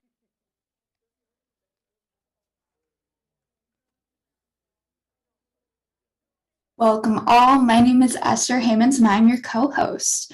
I am a white young female with short hair, and in the background you can see my Rev Up Texas logo. We are very excited to kick off National Disability Voter Registration Week with Rev Up Texas's morning show, Good Morning Rev Up. This show serves as both a celebration of the disability vote and a call to action to Texans with disabilities to register to vote, to educate ourselves about the issues that matter to us, and to commit to vote in every election. Since it's National Disability Voter Registration Week, Rev Up Texas wants to make sure everyone can easily register to vote. We are working with a nonpartisan, nonprofit Register to Vote.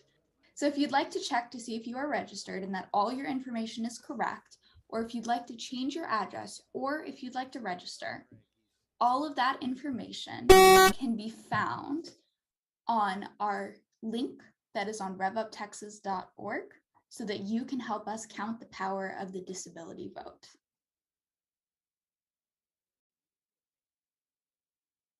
Brothers and sisters, fellow activists, I urge you to believe in your personal power. Believe in the power of your voice. That's why you must vote under any and all circumstances. You must vote. If you want change, vote. If you feel powerless, vote.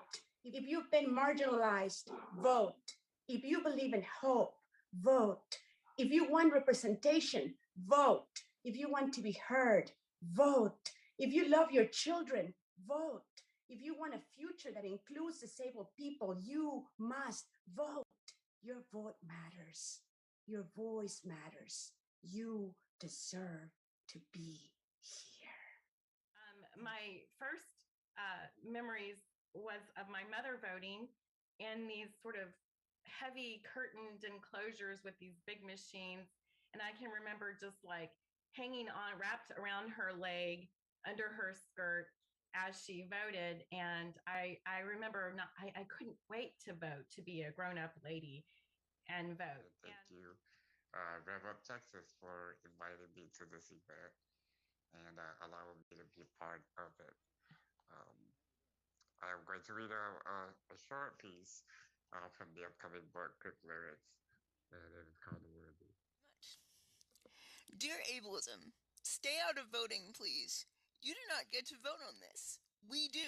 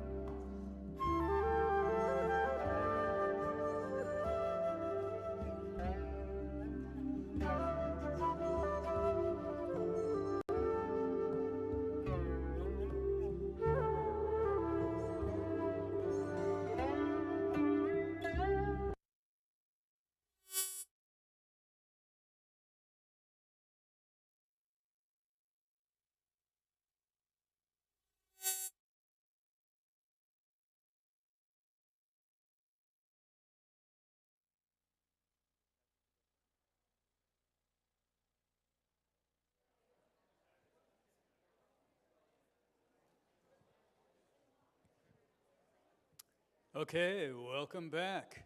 Welcome back for the second half of the Texas Disability Issues Forum. Couple quick announcements.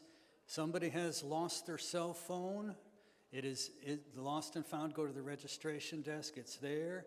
I also want to let you know I heard from the San Antonio League of Self-Advocates who have a apparently pretty large crowd doing a watch party live down in San Antonio. Yeah, that's cool. So, from the Texas Tribune, the interviewer for the next two candidates is a friend of ours, Patrick Swiatek. He is the primary political correspondent for the Texas Tribune. Patrick logged countless miles on the 2016 campaign trail, covering the many Texas angles of the momentous presidential race. He previously worked for the Houston Chronicle's Austin Bureau. He graduated in 2014 from Northwestern University's Medill School of Journalism. Very prestigious, I've heard about that one. Originally from Fort Wayne, Indiana, and that means he's a Texan by choice. We can always appreciate that. And with us, the Democratic candidate for Lieutenant Governor, Mike Collier. Go for it, gentlemen. Thank you, Dennis. Mike, let's just start very big picture here. You get this question a lot, so I'll ask the question, try to make it a little more specific to the audience we're speaking to today. Why are you running for this position, and what is it about your platform that relates to or benefits Texans with disabilities? Well, first of all, thanks very much for allowing me to come visit with you this morning. Can you hear me okay? It's the first time that I've used one of these devices, and so I don't quite know what to expect. No, I mean, I'm running for Lieutenant Governor for a number of reasons. I mean, first of all, I love the state, and I love the people in it, and I, like so many other Texans, are very dissatisfied at the quality of the political leadership in our state. I mean, it's a wonderful state, filled with wonderful people who have compassion in their hearts, but yet that isn't expressed in public policy, and it's very, very frustrating. And I also don't think that democracy is serving us. In other words, a lot of Texans have a point of view about what the state should be doing and could be doing to improve all of the quality of our lives. And you see a political frame in Austin where they just don't care. I mean, they just don't care. So those of us that care don't like that and want to run and want to change. And particularly Lieutenant Governor, which, as you know, has tremendous influence on what happens in the legislature, has tremendous influence on what happens in policy, and can go a long way towards setting the tone so that we have a state where we're very proud to live in it and we take care of one another. That's why I'm running. Got it. Well, let's get into a few specific issues here. Thank you. First issue here, there are approximately 170,000 children, young adults, and seniors with disabilities waiting for services in their communities. What steps would you take to eliminate the current waiting lists for home and community-based services? Well, yes, I'm aware of this, and so many of the problems in the state come down to money. Now, let's be honest, right? And I happen to be an accountant by training. That's what I do in my professional life. I'm an auditor. I get lied to for a living, and so much of what it comes down to is funding. You know, I've heard it said, and I really believe this, that your budget reflects your values. If you really want to know what your values are, look at your budget. And so many of the issues that we face for Texans with disabilities and all the programs that would really help them, what we do in our schools and how that affects children and school-age children with disabilities. It extends beyond the disability community, for example, Child Protective Services and so many other things. We just never seem to have enough money to get these things done. And as an accountant and somebody who's diagnosed this, I can tell you why. It's because we have these huge corporate loopholes. And it's the legislature that works for the corporate lobby and not working for us. And every year that goes by, they pay proportionally on a per capita basis less and less and less. We all know that homeowners pay more and more and more, and we reach the point where Texans say, enough. If you want me to pay higher taxes on my house, I'm not going to do it, which means there is no money for the programs that we need. It all comes down to those corporate loopholes.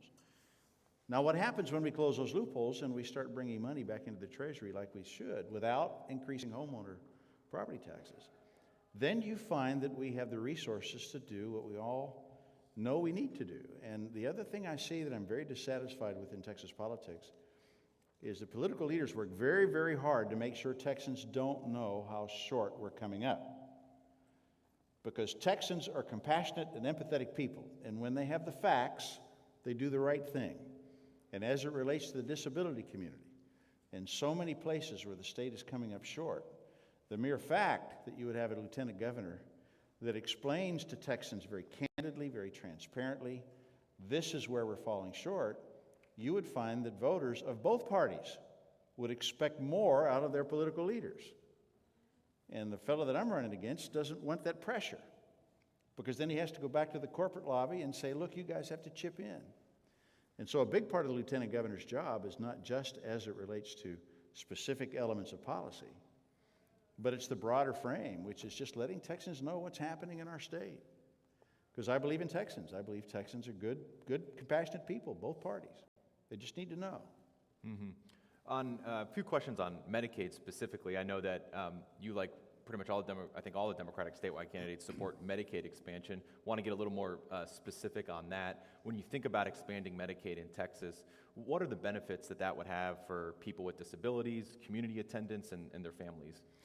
Well, first of all, let me say, as an accountant, as a businessman, I always look first through the lens of, is this a good deal for us? Is this a good deal for taxpayers, expanding Medicaid? We were told at the very beginning it was going to bankrupt the state. Nothing could be farther from the truth. I mean, there's a reason why the vast majority of states have expanded Medicaid, because it's a good deal. It's a good financial deal. The business community's been behind it from the very, very beginning. We have all of our tax dollars going to Washington, but instead of it coming back, it's our money. It's going to other states to help the other states solve their problems. But we have nothing. So it's a good financial deal. Now imagine what happens when we expand Medicaid and start bringing our money home to do these things. It begins to solve a lot of problems.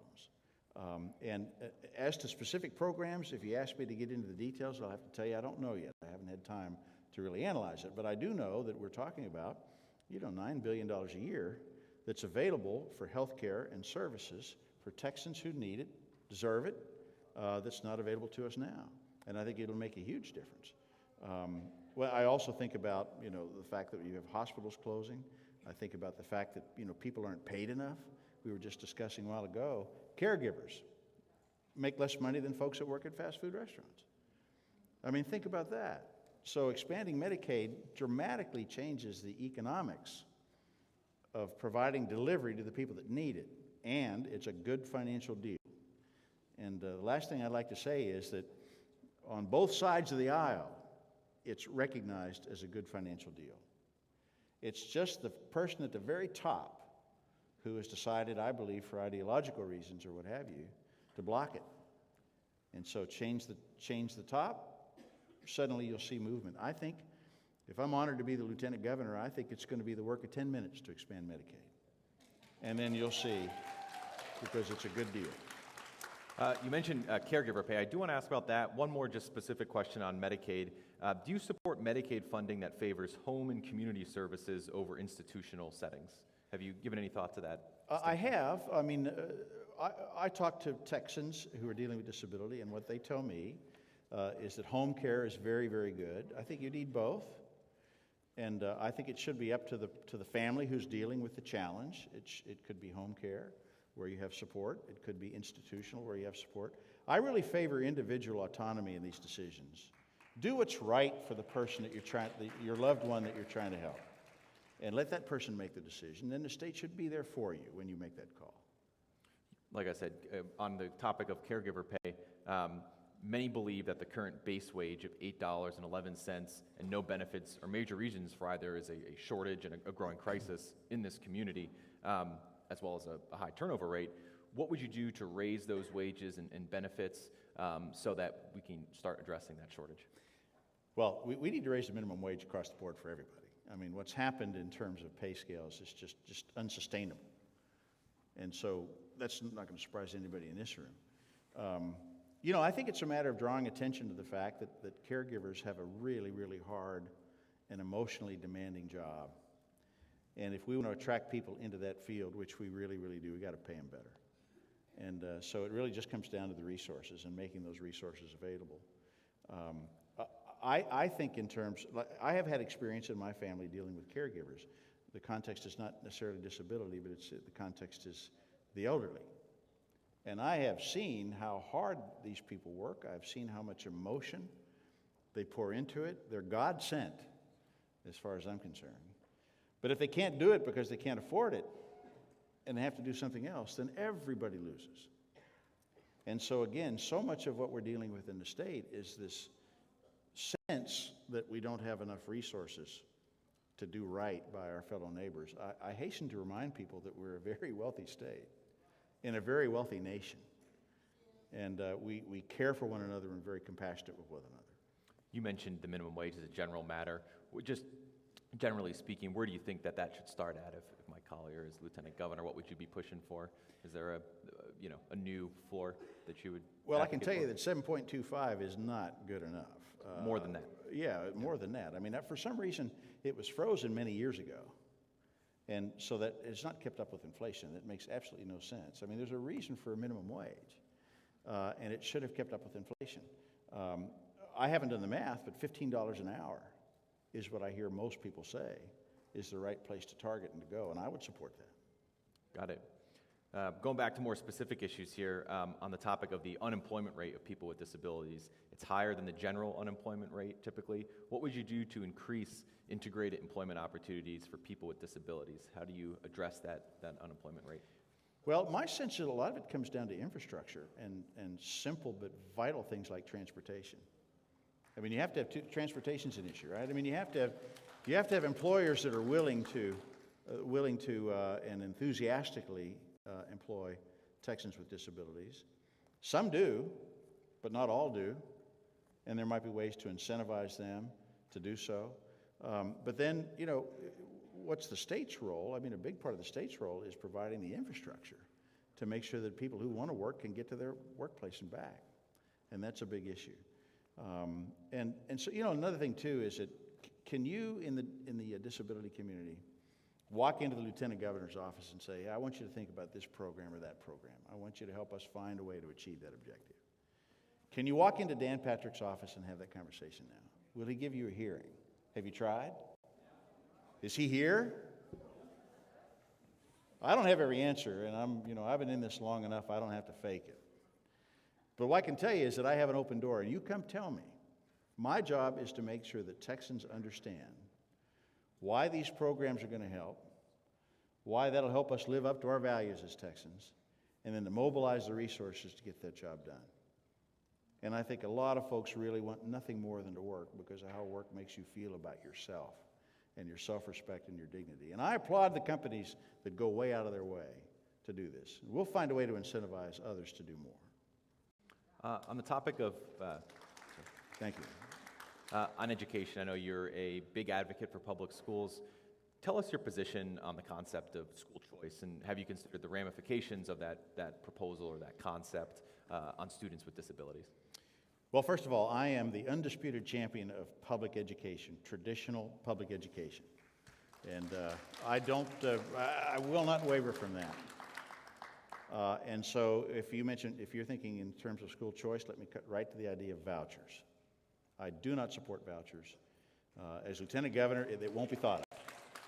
It just won't be thought of. In fact, we'll spend enough time talking about it so that it's never thought of again. I think that we should put in the Texas Constitution that we will not, under any circumstances, have vouchers for private schools because it's such a bad answer. Now, you think about it in terms of how does it affect the disability community. First of all, if we were to have a voucher scheme, that would pull billions of dollars out of the public schools. We've already discussed that we have a real financial problem in providing the services that are needed, and that would pull billions of dollars out of private schools. I don't support that. And second, we all know the reality of the situation, that private schools, do they take and keep and nurture and support the disabled community? The answer is no. They go to public schools. So it needs to be done in the public schools. I will never support vouchers. Never support vouchers. Do you think it's being done adequately in the public schools at this point? No. What can be No, done? and I'll share with you. I was one of the many who read the investigative report. I think it was the Houston Chronicle that did this, where they discovered that there was this cap of 8.5%. Heads are nodding. Everyone in this room, everybody who's concerned about disability in Texas knows about this 8.5% cap. which says, and came out of TEA, that said if you're a principal, you're running a school, only 8.5% of your students can be enrolled in special education of one form or another. But that is not the population. The number is much higher. The number that I've heard is 12%. Now, what does this mean? I'll tell you exactly what this means, and I know because I have a very, very close friend whose daughter is on the autism spectrum, and she has needed special support from the very beginning. And they have had alternating years where they've been told she doesn't need any help. Well, she does need help, and there's no question that she needs help. But she was told she doesn't because they're trying to hit that 8.5% target. I think that's morally reprehensible. And they haven't fixed it yet. And I think the fines have been outrageous, right? What if the state has had to pay $275 million, something like that, just to get the federal government off our back? Imagine if you took that $275 million and put it into special ed teachers. I can tell you that when I campaign and talk about public education, every stump speech I make, every interview that I make, when we talk about education, I say, well, here's what we need to do to have great schools. We have to have smaller class sizes, and we have to have special ed support. Because if you have a teacher who's got a class that's already too large to really effectively manage, and then you have somebody with a special need for which that teacher has no training, that student doesn't get the training that they need and deserve, and the rest of the children have a teacher who's trying real hard to do something they're not trained to do. Probably the most important thing that we could do in terms of public schools is to make sure that we have enough money on special education to help these children and also help the teachers teach their classes. Thank you very much. Talk about education. I want to shift gears to law enforcement. As Lieutenant Governor, or how do you think the state could help law enforcement appropriately deal with people with disabilities so we're preventing unnecessary conflict, confusion, tension in those sensitive moments? Well, I think, it's really quite troubling that all parents and teachers are worried about safety and bullying and the culture, in essence, inside public schools. I'm very worried about it. We've seen, obviously, it can be extremely devastating, and we've seen that. How do you solve that problem? I often hear one of the first things you do is invest more in counseling, more counselors. The ratio of counselors to students in public education in Texas is amongst the lowest, perhaps the lowest in the country. And then when you actually are on the ground and talking to people in the schools, they'll tell you that the counselors spend all their time on teaching to the test, the standardized testing, as contrasted to building relationships. The role of a counselor, it seems to me, is to build relationships with the students and to know and to watch and observe and see if there's difficulty and then be there to help solve a problem. So if you have somebody who's challenged with a disability and it isn't working well for them in the public schools, who's looking out for that person? Where's the adult who is aware and has that person's interest in mind and can actually act, can raise it with the administration, take the steps, build the relationship with them, be there, and then when they move to a different school, hand them off to the counselors in the next school. I think counselors go a long, long way. Increasing the number of special education teachers will go a long, long way because teaching is really a community effort. So those two things I think would be very, very important. When I think about the lieutenant governor's role, I don't think the lieutenant governor is all things to all people. A big part of the lieutenant governor's job is mobilizing the resources so that money's there when the local elected officials know they must do more, want to do more, and they have the financial means to do it.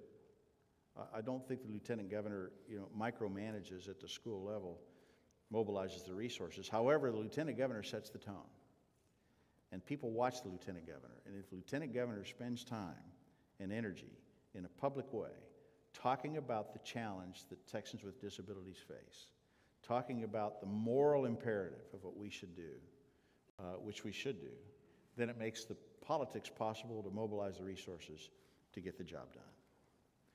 Thank you. You mentioned, I think, at the beginning of the question, the issue of school safety, so I might as well just segue into this next question we have here, which is, what do you think can be done to reduce gun violence in Texas, whether it's rural Texas, urban Texas, suburban Texas. Obviously, this is front of mind for a lot of people after the Uvalde shooting. When it comes specifically to proposals to combat gun violence, what's at the top of your list? Let me first tell you what I don't support, which is arming teachers to solve the problem. I think that's an absolutely terrible idea. I have yet to meet one teacher who thinks that's a good idea. They're there to teach. They're not there to police. And as one person said to me, what does that really mean? That means that we're going to have a shootout over the children's heads, and you hope the good guy wins. Arming teachers strikes me as a terrible idea. I don't support that. I think that's an awful idea. I also don't think that we want to harden the target, you heard that said, and turn our schools into almost like military installations. I mean, a school needs to be a welcoming, nurturing place, a joyful place. We're talking about young people who are forming a point of view about the society that they live in. And if we want people to really value education, it should be a welcoming place. And there's a lot more to it. We should feed our children. I mean, they should have food, and it should be welcoming. So hardening targets isn't the solution. I do think that we have to be smart about how we deal with perimeter control to make sure that bad guys can't just walk onto a campus. I think that's very, very important. And I think we need to raise the age limit and do the sensible things around guns that everyone in the state knows we must do. A background check system that works. Thank you. Red flag laws, raise the age for some of these weapons at least to 21, a waiting period. These are the things, and then of course, after Uvalde, we've talked about this quite a lot, and what I've said repeatedly is, where we agree, we must act. We must act where we agree, and where Texans agree as to gun safety are the things that I just mentioned. And we must do that now. And I'm very, very critical of Governor Abbott and Dan Patrick, who, after Santa Fe, did nothing. After Uvalde, they've done nothing. They will continue to do nothing, and that's unacceptable. And then finally, I think, law enforcement is so important, and it's difficult, and it requires resources. And we want law enforcement that move amongst us in our community, in schools. I don't think police officers patrolling. I don't mean that, in the hallways at all. But what I mean is that we do need police officers who are engaged in our communities, but we have to trust them. The community has to know them and trust them, and so accountability is a big part of what I think we ought to do. And we ought to have the resources to make sure that they're properly trained, properly compensated, and have the equipment to keep us safe. Got it. Thank you very much. I want to ask you a little about how your campaign is going, but before we segue into that, wanted to just pose a big picture question to you. What additional policies or proposals do you support to improve the lives of Texans with disabilities? And if there's certain aspects of that issue that you haven't thought about, what's your plan to learn more? Who are you talking to? How are you reading up or studying this issue?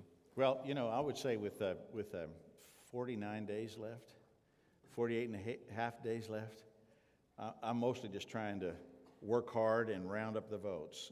And I'm delighted to have this opportunity to visit. I can tell you that I think our political leaders should campaign as they seek to govern and should govern as they campaign. I view the lieutenant governor as a servant of my fellow Texans. You have to tell me. One of the reasons why I was delighted to be invited to come here and to speak is that I know that I'd visit and I would be able to say to you, come see me, help me do the job. I have expertise in certain areas. I hold myself out as an energy expert. We have to fix the grid. I hold myself out as an accounting expert. That's how I made my living.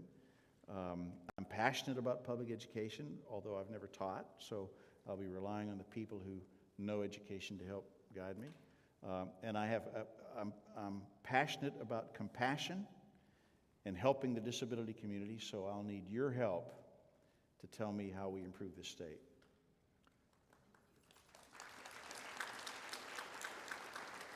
A few questions about how this race is going. I've seen the headlines recently. You've gotten some endorsements from two Republican elected officials, State Senator Kel Seliger of Amarillo, Tarrant County Judge Glenn Whitley.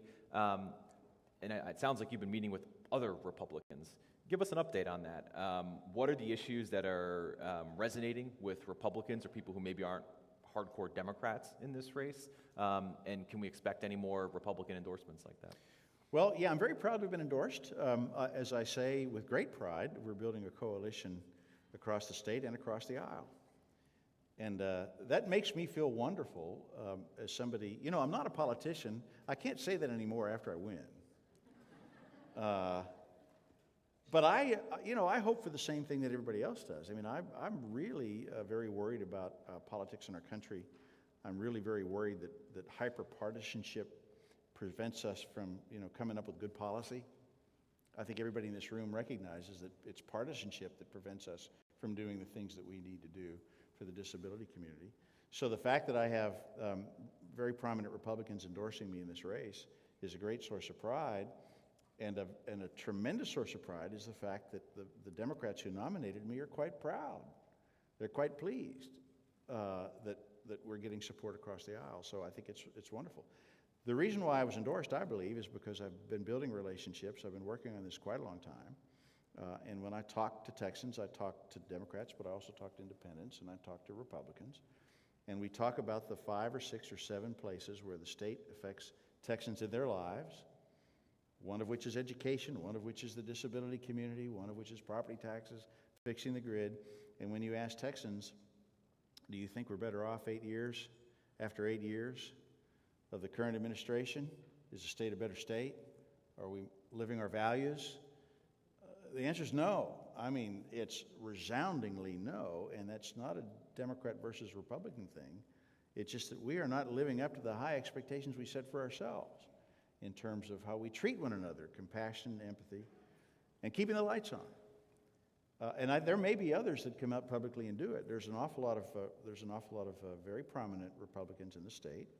Not all of them, of course, but many of them that I speak to routinely. And they're quite open about their support for me. And they're telling folks in their community, whether they'll come out and say publicly, forcefully, as others have, I don't know. It's a hard calculation. They do have neighbors, they do have friends, they do have their own political ambition. I welcome them to endorse. They may or they may not, but they're there, and that's very important. And to be running in what feels like a nonpartisan effort to change bad leadership in the state is very, very gratifying. And the best part of it all, thank you. And the best part of it all, Patrick, is, I might very well win this thing in 49 days. And in fact, my team instructs me to say when I win. I'm sorry, I'm an accountant. I have too much humility in me to say that. But I might very well win this. And then I have to think back and all the people that I've met along the way, and all of the promises that I've made to the people I've met along the way. So it's very important to me that I make good on these promises for the people in this room. If this were a hyper-partisan combat like you see so often in American politics, could I really sleep at night knowing that I would be a Democratic lieutenant governor in a Senate that's dominated by Republicans and do the things that I said I could do? If this were a hyper-partisan contest, I would be very fearful that I would not be able to do the things that I said I would do. But because it's shaping up to be a nonpartisan contest, it gives me great hope that we can get these things done. And imagine how gratifying that will be for all of us when that happens. You ran for this position in 2018. This time around, especially in recent weeks, it seems like the Lieutenant Governor, Dan Patrick, is paying a little more attention to you. Good. I saw a recent TV interview where he mentioned you several times in a row. 11. I figured you were counting. Yeah, I think in that interview he called you, he said that he warned that you would be a local Joe Biden in West Texas or wherever you are in Texas. Is that something you wear with honor? Do you think that you'd be happy to be compared to Joe Biden? I think it's an honor to be slandered by my opponent. Listen, I have yet to see him say anything substantive about the vital issues that we face as a state. I wish he would come out and say something substantive. He doesn't have to mention me by name, but he ought to talk about the grid. He's not saying anything about the grid. Do you all know that there was a commission and a report delivered to the state like 10 days ago about how do we fix the grid? Have you heard a word about it? Absolutely not. Yeah, I don't see him coming out and saying anything substantive. Now, maybe that's an old-style way of getting elected in the state, but I don't think that's going to hold water much longer. I don't think it's going to hold water come November 8th. We've been invited to debate. I can't remember which TV station. Perhaps there'll be others that invite us to a debate. I, of course, said yes. I mean, I think Texans want to hear from what some consider to be the most powerful position in the state. What is your point of view on education? What is your point of view on disability issues? What's your point of view on fixing the grid? He said no. He's not going to come out and debate. So, while I'm honored to have been slandered by the mighty Dan Patrick, it leaves us all really quite dissatisfied that he's not doing his job. So, slander meaning you disagree with the idea that you'd be Joe Biden in Texas? I'm not running for president. Joe Biden's not running for lieutenant governor. Got it. There's about 6 or 7 things that I wake up in the morning and I think to myself, if I can solve these 5 or 6 problems, then we'll be a much better state, and I can take great pride in what I've done. That's when I get up in the morning, I think about those things, and then who do I need to talk to in the many years that I've been working on. And the other thing is I've learned in politics, you don't really change people's minds. You go out and look for people of like mind and say, hey, we see the world the same way. Come, let's do this. Let's win this race. And that's precisely what's happening. And the polls are saying that I very well could win this race.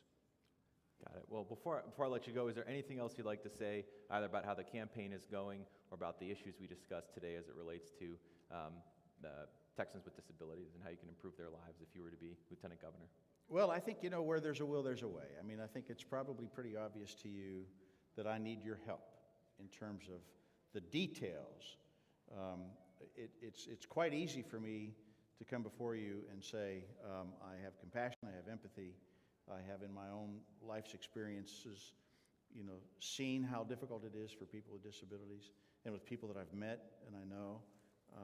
But I do need your help, because if we're going to get this right, you have to tell me, how do we work this problem? I think that I can mobilize the resources. That's the hardest part. I think that I can be a witness to the importance of this. But you have to tell me the details as to how to get this done. So I would just say, we'll have somebody on my staff who is very intimately connected to the disability community so that we don't overlook opportunities to serve and so that we don't make mistakes along the way. Mike, thank you very much. Dennis, are we good on time? Okay. Good. Thank you.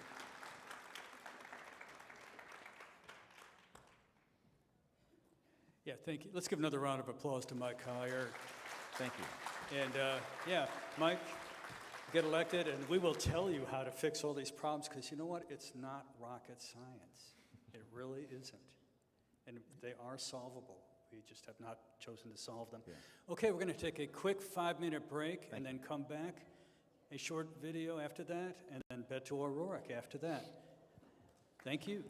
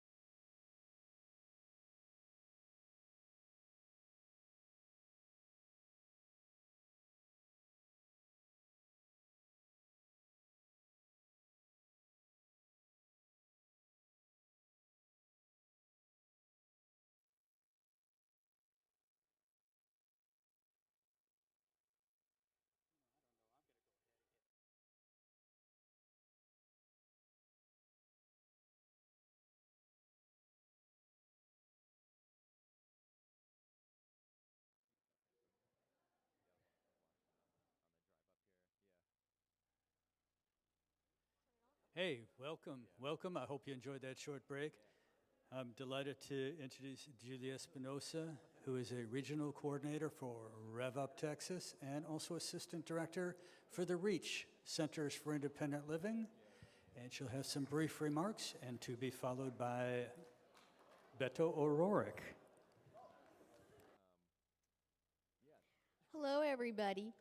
As he said, I'm Julie Espinosa, and I have been working on disability issues for decades, many, many hours. I love the challenge. I love the people I work with, but never did I expect a phone call saying, we need you to be a wheelchair dancer in a flash mob as a way to get the point across on a disability issue. I was a little nervous about this, but I do like challenges, so I'm sure. So I go down to Austin, which is always fun. I go to the Capitol, which is a beautiful building. And I have to say, it was the best experience I ever had using my power in the disability rights movement, as being in the state capitol for the Don't Diss the Vote musical production. And you might be asking yourself, why would you do a musical production?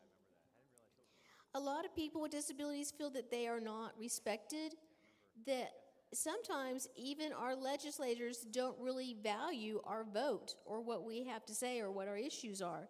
So this was a way for us to come together, and we had some help with some wonderful choreographers and a lyricist, and we got together and we made this video. And I thought, this is kind of fun. In fact, I think it was more fun than I ever knew it was going to be to come down to Austin and do that. It's just great memories. And when I saw the video, I thought, hey, this is pretty good. I can see the energy of the people in the video just come alive. But what I didn't realize was that when I see the video being shown, I look at you. I see your spirit change. I see the music affect you. I see the power of the disability vote. I see the power of the spirit of people with disabilities. And that is what is so exciting about this video. This video is available on RevUpTexas, TEXAS.org for your organization to use. You can download it, you can put it on your website, your Facebook, show it on your events, and watch how contagious the power of music can be to the listener. And we want people with disabilities to feel their power. And we want people who are in power to respect our vote. So remember, you can use this video. We hope that you do. But what if you don't feel that you're comfortable with music and song to get across your point? That's okay. Rev Up Texas has opportunities for you to go to our website and sign up as a volunteer regional representative to help get the word out in your local communities about voting issues and people with disabilities. So I hope you enjoy this video, and I will be watching you.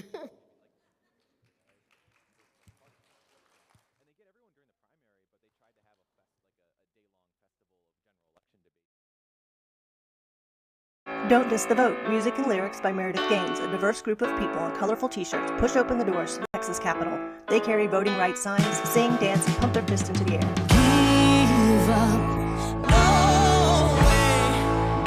We've got something to say. Giving. We won't. Hell no. Don't diss the vote. Don't diss the vote. Don't diss the vote. You have a voice and a meaning, it's freedom. Say so. Shout. Power to the people. Here we go. Don't diss the vote. You have a voice and a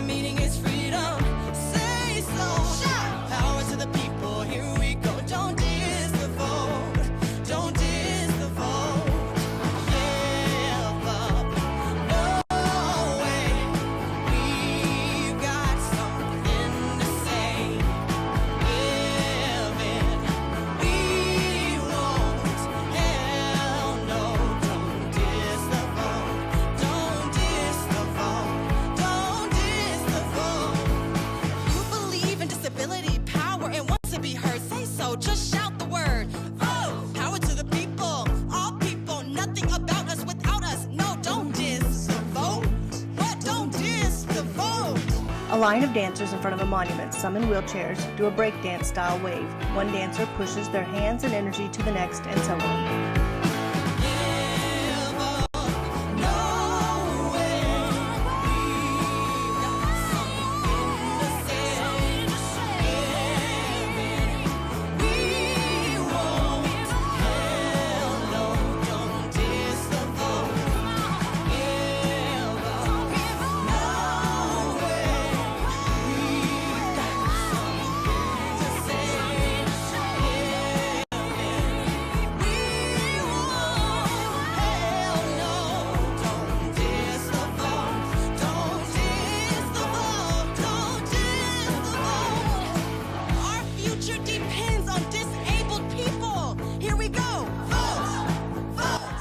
Sky and pump their fists. Rev up, register, educate, vote, use your power. Make the disability vote count. www.revuptexas.org.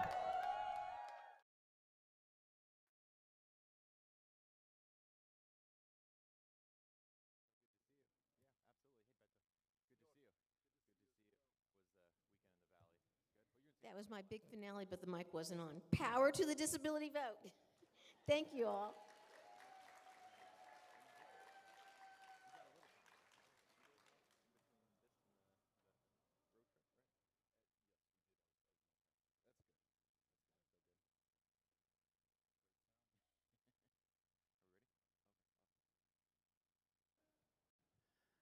So, sometimes when I want to get crowds to cheer, I tell them to imagine it's the end of the fourth quarter and their favorite football team is driving down the field.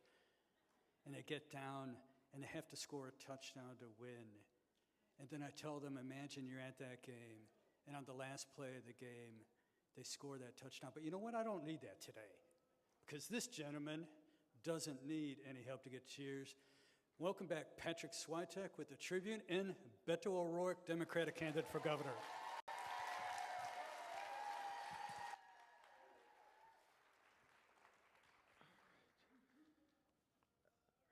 Beto, thank you so much for joining us.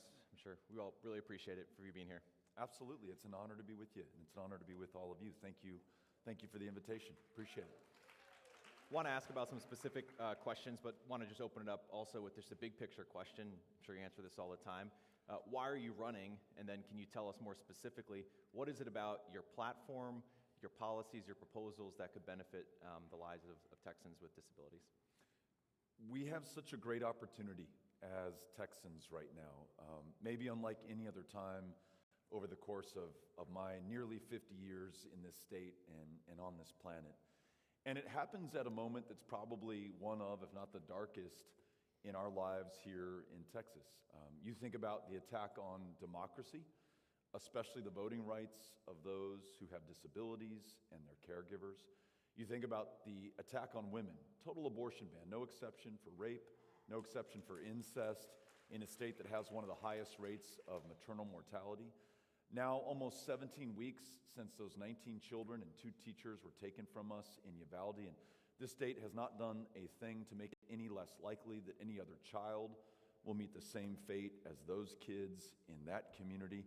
And then all of us, and some more than others, experienced a blackout in this state last February, in the energy capital of the world. For days, no heat, no light, no water, no power for the people of Texas, not because of God or Mother Nature, but because of those in power who could not keep the power onto us. And the reason I think that this is, despite all of that, such a great opportunity is because of the way that the people of Texas are choosing to meet this moment.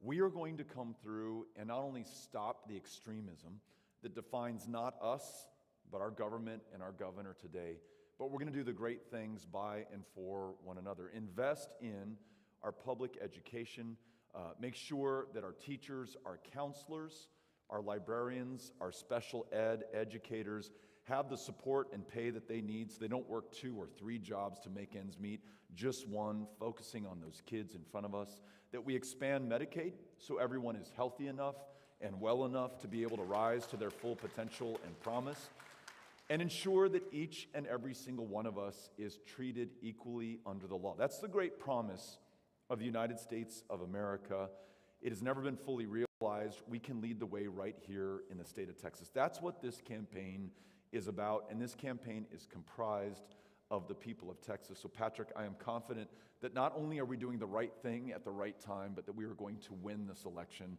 on the night of November 8th.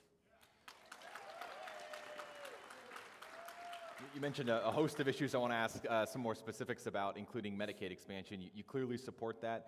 Be a little more specific. How do you think that would benefit people with disabilities, community attendants, their families? How does that help the communities I just described? There are more than 170,000 of our fellow Texans right now who are waiting up to 19 years to be able to access the Medicaid waiver program in the state of Texas. This is unconscionable that in a state that boasts a $2 trillion gross domestic product, that has a $250 billion biannual budget, and that invented Medicaid in the first place. LBJ signed this program into law in the summer of 1965, that we won't take the deal on the table that would bring $10 billion of our federal income taxes back to Texas every single year to connect more people to better care. We could also expand that waiver program, improve it based on the suggestions, the ideas, the leadership here in this room, whether that's Rev Up, Adapt, or any individual here among us. You mentioned caregivers. The base salary in Texas is $8.10 an hour. Try living on that. You can't. That means you're working a second, a third job in order to make ends meet. It means those caregivers cannot afford caregiving for their kids, for their parents, for their family members. Raising the minimum wage to at least $15 an hour and ensuring that we have the right to organize and support labor in the state of Texas is a great way to address this issue and make sure that we get better care for everyone here. The resources, the programs, the solutions are there. All that has been lacking is leadership. We can change that on November 8th.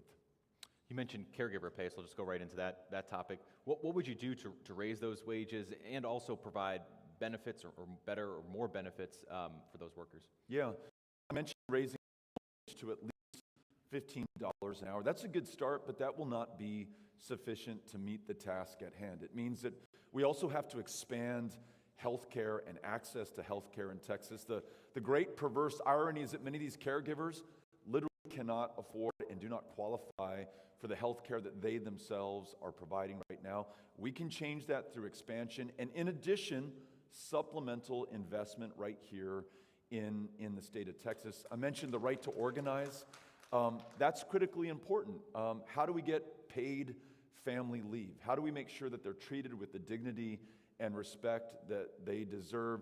It means that we ensure that they have the right to organize and use the power of their labor to get those better working conditions, higher wages, protect themselves and those that they serve, to improve the safety here as well. And the other thing that I want to mention, and it may sound like it's not necessarily directly connected, Patrick, but I mentioned the right to vote earlier.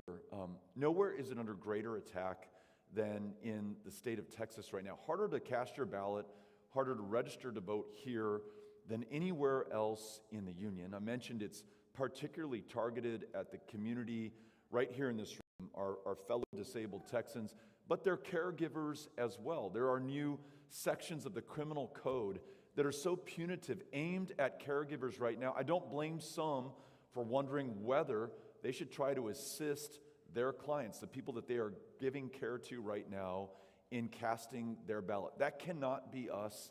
That cannot be our future. So in addition to everything else that I mentioned, we must ensure that we restore the right to vote to each and every eligible Texan. Same day, automatic voter registration, no barriers to entry, physical or otherwise, to cast that ballot, no fault mail-in voting like most other states have in the union today. We do that, and we have a healthy democracy, and we have our fellow Texans, including these caregivers and the people for whom they give care, who can vote their interests at the ballot box every election. I was going to ask about voting rights for Texans with disabilities. You just covered that, but just, I guess, to be a little more specific, I assume you would want to roll back that elections bill that passed last year. What more can be done, I guess, more proactively, perhaps, to make sure that Texans with disabilities have the same voting rights as those without?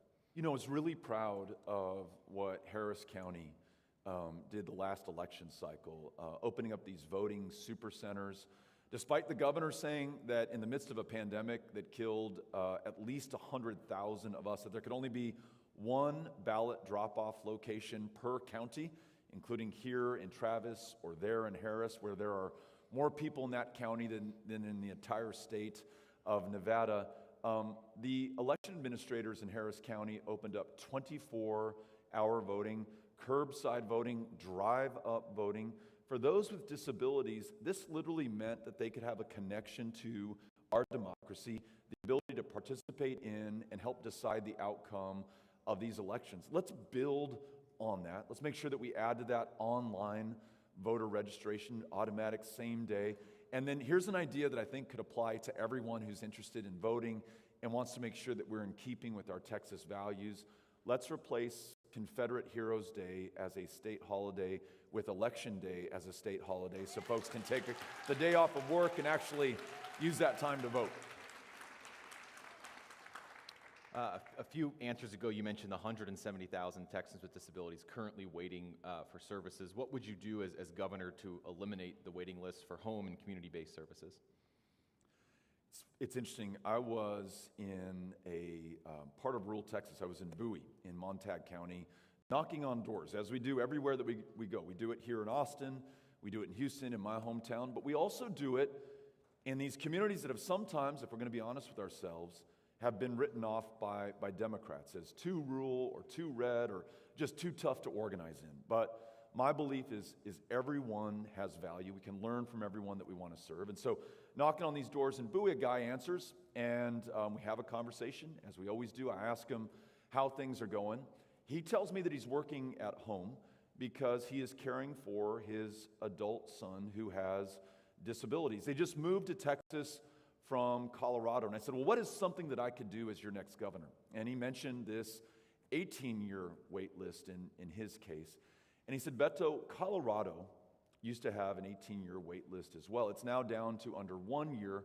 What they did is, after they legalized marijuana and taxed the regulated and controlled sale of that substance, they drove those revenues into this program to reduce the wait time, to ensure that every single person in Colorado, including those with disabilities, have the resources to live independently, to be able to make their own decisions. As you all have told me, no decision about us without us, and to ensure that they're rising to their full potential and fulfilling their promise. He said, hey, Beto, why can't we do that here in Texas? Well, there's no reason that we can't do that here in Texas.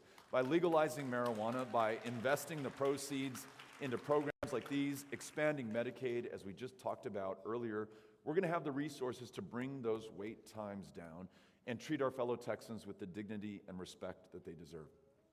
Thank you. Another issue I'm sure comes up a lot on the campaign trail is education. I know you're a big advocate for public schools. Can you tell us your position on the concept generally of school choice, and have you considered how that could help or not help Texans with disabilities? Public education in this state is under extraordinary attack right now. You all know this. Educators are leaving the profession by the thousands, by the tens of thousands. My 11-year-old son completed the 5th grade year without a permanent classroom teacher a single day of that academic year. God bless the subs, but not having that permanent, consistent person in that classroom means that those kids did not get the care and the attention that they needed and that they deserved. That's not the outlier.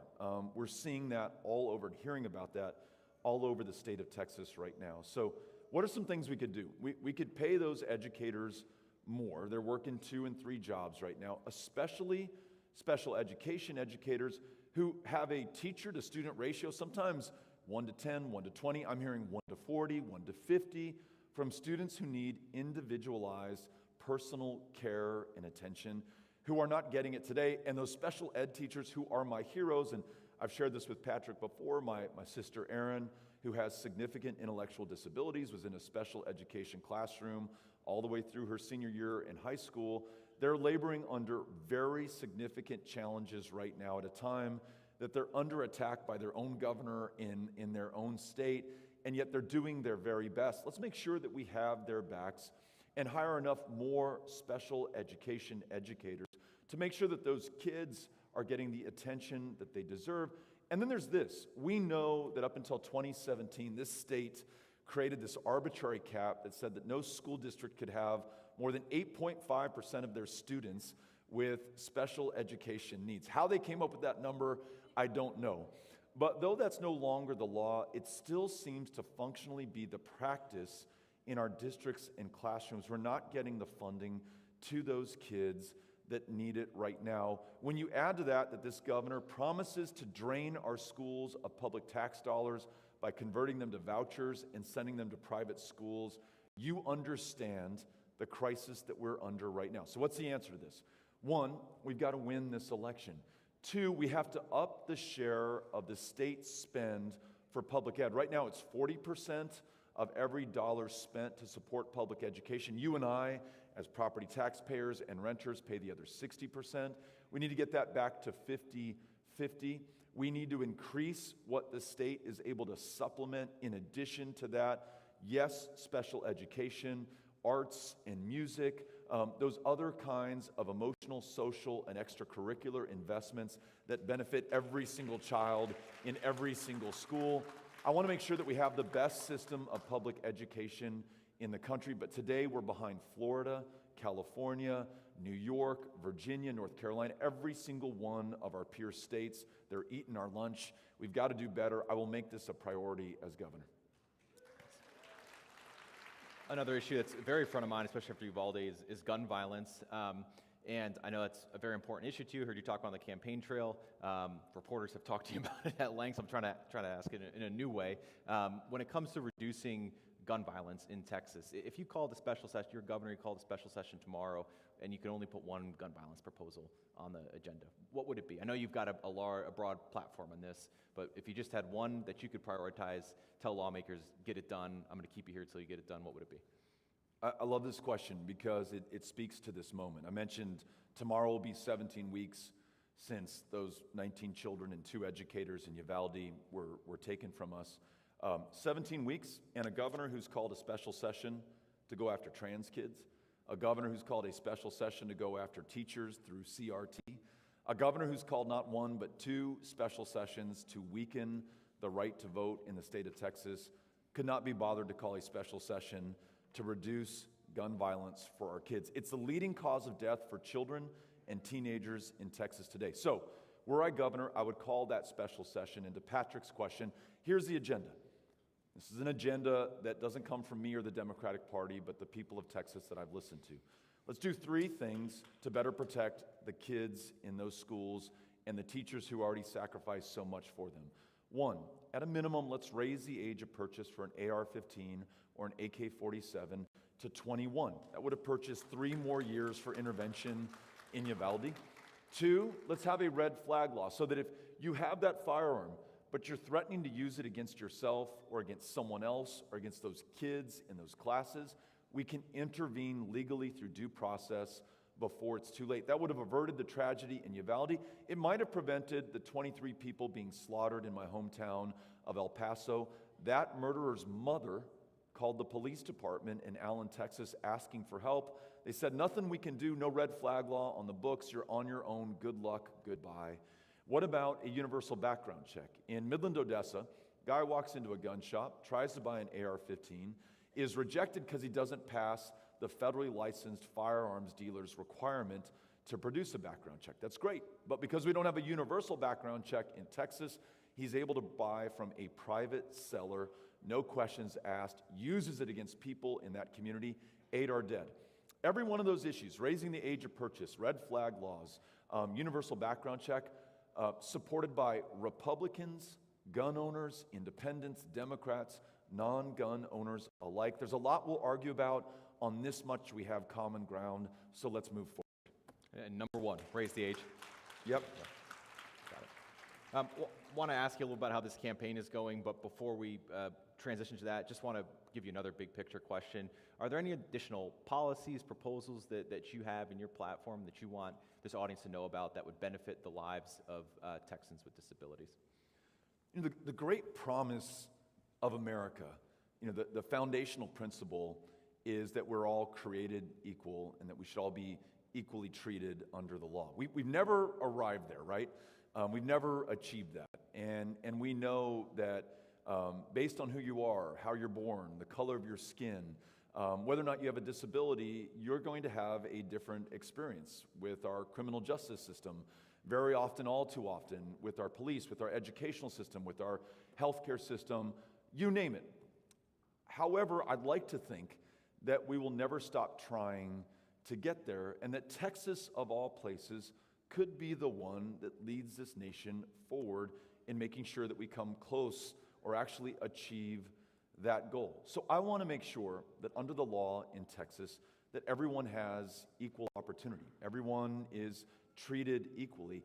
Everyone can grow and live to their full potential, fulfill their promise, reveal their genius, not just to themselves and their family's benefit, but to the benefit of all of us. That's going to be my message to the people of Texas, that when everyone is able to do well, everyone in this state is then able to get ahead. It accrues to the benefit of each and every single one of us, all 30 million Texans. It begins with many of the programs and specific policies that Patrick and I have been discussing, but it also must be reflected in those who hold positions of leadership and public trust.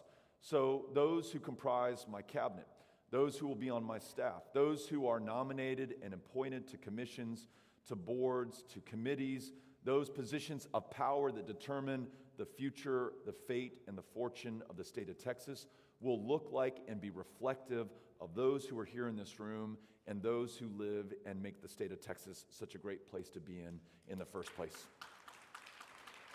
A quick follow-up on that, and I think you just kind of addressed it, but for the issues that we discussed today that maybe you aren't fully read up on, what's your plan to learn more? Is it, like you said, having staffers who specialize in these issues, having appointments that reflect these issues? Absolutely. I want to think, there are too many to think, but adapt every single time we picked up the phone and called. Bob or someone on his team has answered and has guided us on an issue that he's been a leader on for decades, understands far better than I ever will. I've got a good friend who I grew up with in El Paso, went to Mesita Elementary with Lisa Flores, who has a son with special needs in the school system. She does not hesitate to pick up the phone and call me and say, hey, Beto, I listened to your comments the other day with Patrick, for example, and you missed a key point. I want to make sure that I remind you of this, and I'd love to hear you say this next time you're before an audience in the state of Texas.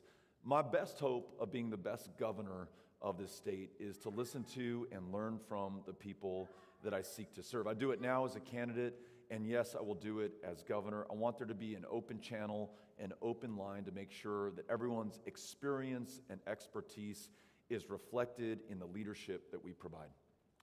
Thank you. These final several minutes here, I just want to ask about some of the headlines over the weekend. You know your opponent in this race, the Republican Governor Greg Abbott. Border is the #1 issue for him. He and Ron DeSantis have been making national waves recently for this transporting migrants from the border to Democratic-led cities around the country. At least here in, I can't speak to DeSantis, but at least here in Texas, you know this is a policy or a program that, you know, the governor here in Texas acted unilaterally to create. So if you were governor, would you act unilaterally to end it? I mean, you know, this is basically an executive-initiated program, so you would have the power to end it. Would you stop that on day one? Yeah. Listen, it begs the question why the governor's doing this. Why he's spending time and our tax dollars sending migrants to D.C., to Chicago, to New York City, instead of being here to answer your questions and to work on these issues together to improve the 19-year wait list to get on the Medicaid waiver program, to ensure there's accountability from those who purport to serve and to represent you. It's because it serves him as a distraction. It allows him to try to make us afraid of other people, including immigrants and those who come from other countries. These are stunts that have made us no safer or more successful. In fact, I would argue after 8 years of Greg Abbott, we have more chaos, not less, at the U.S.-Mexico border. So Patrick's asking me, what do we do about this day one? We come up with solutions. And we say this, look, if you want to come to this country, we want you to follow our law. In fact, we insist upon it. But we will make sure that our laws follow our values, our needs, the reality here on the ground. If you come here to work, if you come here to join family, if you come here to seek asylum, there must be a legal, safe, orderly pathway for you to be able to do that. And I will work. In fact, I'm already listening to and talking with Republican as well as Democratic legislators about a Texas-based guest worker program. I'm going to work with our federal counterparts to raise the visa caps from those countries where the wait time is 20 years to be able to do it the right way to come to America. And I'm going to make sure that we lead to ensure that there's not a 6-year wait to adjudicate your asylum request or claim. 6 years where you may be in a refugee camp in Ciudad Juarez or Matamoros or Reynosa, when all you want to do is make sure that your kid is okay, that not only do you arrive here to benefit them, but you benefit all of us by your presence. If we take care of those who want to work, join family, seek asylum, and move them off the table, all that is left are those that are a legitimate threat to this country, those who want to traffic in illegal drugs like fentanyl or who smuggle human beings. Right now, they're needles in a haystack. We get rid of that haystack through solutions. We're better able to protect and serve our fellow Texans and secure the border in our communities. That will be my focus as governor. Whether it's day one or later, you want to see that program end? I mean, do you think that that's bad for the busing program? Yeah. Yes, I want to see real solutions that help Texans and allow us to live up to a long, proud tradition of being a state of immigrants who are made better and stronger, and I would argue safer by the presence of those immigrants. Got it. One more question on that. You've heard some accounts that these migrants say they've been misled, maybe even coerced into getting on these buses. Do you think it's time for the federal government to investigate what's going on, whether it's what's happening in Texas or in Florida? There needs to be accountability and there needs to be justice when it comes to how our tax dollars are being used. You know the number better than I probably, but it's now north of $4 billion that have been spent on the theatrics and the stunts at the border without producing the results that they need. I want to know how that money is being spent. I want to know what these immigrants were told before they boarded those buses. I want accountability for those who were marched onto private land so they could then be arrested by DPS troopers, taken to county jails, housed there at public expense, and then once again released into the community with no functional change to our security or safety or our ability to resolve these challenges. Accountability is the same word that I hear from those parents in Uvalde. No accountability for the 91 DPS troopers who were on the other side of an unlocked door for more than 70 minutes while those kids were bleeding, while their teachers were dying after trying to save the lives of those children for whom they'd already sacrificed so much. I want there to be accountability for why the lights went out in the energy capital of the world and the grid is still not fixed in the state of Texas, and you and I are paying higher utility bills as a result. So across the board, there's got to be accountability and justice, and we can get that on November 8th by changing who the governor of the state of Texas is. One more question on the issues of the day. You obviously are talking a lot about abortion rights in your campaign, about the virtual ban we have on abortion in Texas under Abbott. This was fresh in my mind, so the Houston Chronicle did a story on this. How would you be able to change that legal landscape with a Republican-led legislature? How do you build the political will or coalition for that? For me, it helps just to remember our state's role in ensuring that there was protection for the right to privacy, this constitutionally protected right to make your own very personal and sometimes very painful decisions without government interference. Jane Roe of Roe versus Wade was a Texas woman. Her two attorneys, Linda Coffey, who still lives in Dallas, Sarah Weddington, who is from Abilene, both Texas women who prevailed upon an all-male United States Supreme Court in 1973 to ensure that that protection stood the test of time, at least for half a century. So this is nothing new to the women of Texas, and I'm just as confident that as women won protection for that right 50 years ago, they will win it back in 2022, and it will not just be for Democrats or by Democrats. You've reported on this, but the polling shows that 86% of our fellow Texans oppose the governor's extreme abortion ban, with no exception for rape or incest, a ban that begins at conception. 78% of Republicans oppose this ban. So if those Republican legislators want to keep their jobs and get reelected, they've got to get in line with their constituents. There is common ground on this issue as well. And I'll do everything I can, work with anyone, anytime, anywhere, to make sure that we restore protections for every woman to make her own decisions about her own body, her own health care, and her own future. And I'm confident that we're going to be able to get that done. Thank you very much. In these just final seconds here, anything else you'd like to share with our audience today about how your campaign is going and how your platform relates to improving the lives of Texans with disabilities? First, Patrick, thank you for the conversation, for the great questions. To each of you for allowing me to address you again, and for everyone who's participated in this campaign. And by participated, I don't mean as a supporter, although we are grateful for the supporters. I mean those who've reached out to tell me how I can do a better job. And whether you vote for me or you vote for Greg Abbott, no me importa. What matters most is that we do best by and for each and every single one of us. And you all have been absolutely tireless and generous and gracious in doing that. So I just want to say thank you and to tell you that the line and the channel is open. It's open now while I'm a candidate. It will be open when I am your governor, and I look forward to working with you and fighting for you. Thank you for having me out here today. Le agradezco. Gracias.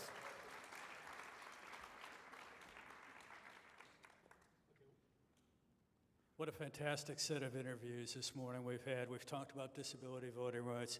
We've talked about the community attendant workforce and making it work for people. We've talked about the waiting list where people are hanging out there for, incredibly enough, you said it's 19 years, but that's only if you put your name on the list 19 years ago. Put your name on the list today, it's like 29 years, so it's even worse. We've talked about special education and recovering from those kids. We've talked about criminal justice and more. I want to thank Patrick Switek with the Texas Tribune, James Bowderham before then. I want to thank Beto O'Rourke, who's going to be, he's going to graciously going to hang out for about 20 or 30 minutes. I invite you to mingle out here, get, folks, get your photo taken with Mr. O'Rourke. There'll be some box lunches out in the hallway, parking vouchers. Got to thank our sponsors, Ground Game Texas, Pfizer, Hart InterCivic, American Association with People with Disabilities, Texas A&M, our top sponsors, United Healthcare, Amira Group, Molina Healthcare, Secure Democracy, USA Superior Health Plan. Make sure you're registered to vote. Vote. Tell everyone you know, get off their butts and get out and vote this year. Thank you very much. What? Oh, there's also a photo booth outside, and get your photos taken in front of the Rev Up Texas. Yeah, I mentioned the box lunches. Okay. Okay, thank you, everybody. Thank you, AV crew. Thank you, Linda Latowski. Thank you, everybody, for coming today. Thank you, everybody who's watching at home in watch parties all over the state of Texas. I've already gotten feedback. If you've hosted a watch party, even if you watched yourself, respond to revuptx@gmail.com. Say you watched it and say how many people were in the room. Take care, everybody.